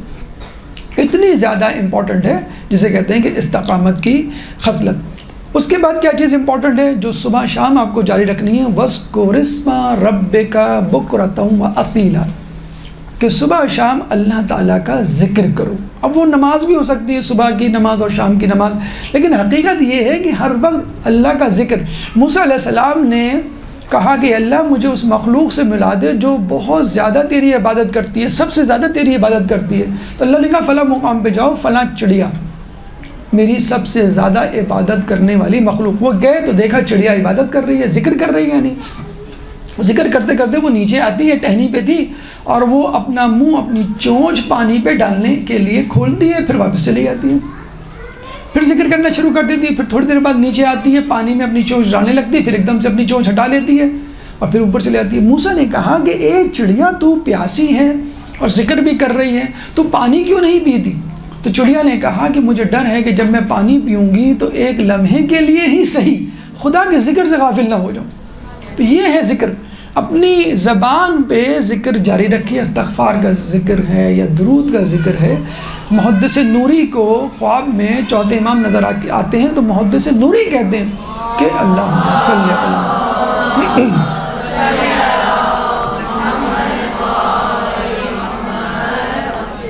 کہ ساری عمر کام کاج میں گزر گئی، میں نے کوئی ایسا کام نہیں کیا میں مطمئن ہو سکوں۔ نوری تبریسی تو چوتھے امام نے فرمایا کہ تم ہماری طرف درود بھیجتے رہو، ہم تمہارے حصے کا کام کرتے رہیں گے، یعنی جو آپ کی حضرتیں اللہم صلی علی۔ تو ابھی تو ایک ٹپ یہ دی تھی کہ برزخ میں انشاءاللہ رکے ہوئے کام دینی حوالے سے، ابھی ایک ٹپ اور لے لیں، درود پڑھیں گے تو جو حضرتیں ہیں، حج پہ جانے کی حضرت، مثلا زیارت پہ جانے کی حضرت، پڑھائی کی حضرت، یہ سب درود کی فضیلت سے ہو جائے گی۔ اس کے علاوہ ضروری نہیں ہے کہ زبان سے ذکر ہو، آزان جوارے سے بھی ذکر ہوتا ہے۔ ایک چھٹے امام کے پاس آیا کہ میں فلاں جگہ جانا چاہتا ہوں، لیکن آپ مجھے کوئی ایسی بات بتائیں کہ جو تبلیغ میں مؤثر ہو۔ وہ سمجھا کہ امام کو خطابت کی، تبلیغ کی ٹپ دیں گے، امام نے کہا اپنی زبان کو استعمال نہیں کرنا، یعنی آزان جوارے کو اللہ کے حکم کے تابع بنا دینا یہ خود ایک ذکر ہے، بلکہ عملی اور حقیقی ذکر ہے۔ اور سب سے اہم ذکر، سب سے اہم عبادت کیا ہے؟ پانچواں پیغام اس مضمون کا، وَمِنَ اللَّيْلِ فَاسْجُدْ لَهُ وَسَبِّحْهُ لَيْلًا طَوِيلًا، اور رات میں اس کے لیے سجدہ کرو اور پوری رات عبادت میں گویا، یعنی نماز شب جس کے بارے میں کہا جاتا ہے، چھٹے امام کہتے ہیں کہ اللہ نے قرآن میں ہر چیز کا ثواب بتلا دیا، نماز شب کا نہیں، کہ وہ تھا ہی اتنا کثیر کہ اس کو اللہ تعالیٰ اس چھوٹے سے قرآن میں نہیں بتا سکتا۔ آخر میں پانچواں مضمون مشیت الہی کے حوالے سے کہ اللہ تعالیٰ آخر میں فرماتا ہے کہ ما تشاءون الا ان یشاء اللہ، تم جو چاہتے ہو وہ نہیں ہوگا، جو میں چاہوں گا وہ ہوگا۔ لیکن اس سے یہ نہیں سمجھ لینا چاہیے کہ اللہ جس کو چاہے رینڈملی جہنم میں ڈال دے نیکوکار کو، اور جسے کہتے ہیں گناہ گار کو جنت میں ڈالے، کیونکہ اللہ تعالیٰ کہتا ہے یدخل من یشاء فی رحمتہ، وہ جس کو چاہے اپنی رحمت میں داخل کر دے، والظالمین اعد لہم عذابا علیما، کہ جو ظالمین ہیں ان کے لیے جہنم ہے، یعنی جو گناہ گار ہیں ان کے لیے جہنم ہے، اور نیکوکار اگر جنت میں جا رہے ہیں تو وہ یہ نہ سمجھیں کہ وہ اپنی نیکی کے بلبوتے پہ جا رہے ہیں، بلکہ میں اپنی رحمت سے، کیونکہ اللہ نیکوکاروں کا، کیونکہ ظاہری بات ہے ہم غیر معصوم ہیں، نیکوکاروں کا حساب لینے کے لیے آ جائے تو رسول کا کہنا ہے کہ جس کا حساب لیا گیا وہ تباہ ہو گیا۔ فَمَن يَعْمَلْ مِثْقَالَ ذَرَّةٍ خَيْرًا يَرَهُ وَمَن يَعْمَلْ مِثْقَالَ ذَرَّةٍ شَرًّا يَرَهُ۔ اللہ تعالیٰ سے دعا ہے کہ جو کچھ پڑھا سنا اس پہ عمل کرنے کی توفیق عطا فرما۔ اللہ تعالیٰ سے دعا ہے کہ سورہ حل عطا کے پیغامات کو سمجھنے اس پہ عمل کرنے کی توفیق عطا فرما۔ اہل بیت کی تعلیمات کو دنیا کے کونے کونے میں پھیلانے کی توفیق عطا فرما۔ جو پریشان حال ہے ان کی پریشانی کو دور فرما، جو بے روزگار ہیں ان کو رزق حلال عطا فرما، جو مقروض ہیں ان کے قرضوں کو عطا فرما، جو زندان میں ہیں ان کو رہائی عطا فرما، جو گم شدہ ہیں ان کو ان کے پیاروں سے ملا، جو سفر میں ہیں ان کو منزل عطا فرما۔ ربنا تقبل منا انک انت السمیع العلیم وتب علینا انک انت التواب الرحیم برحمتک یا ارحم۔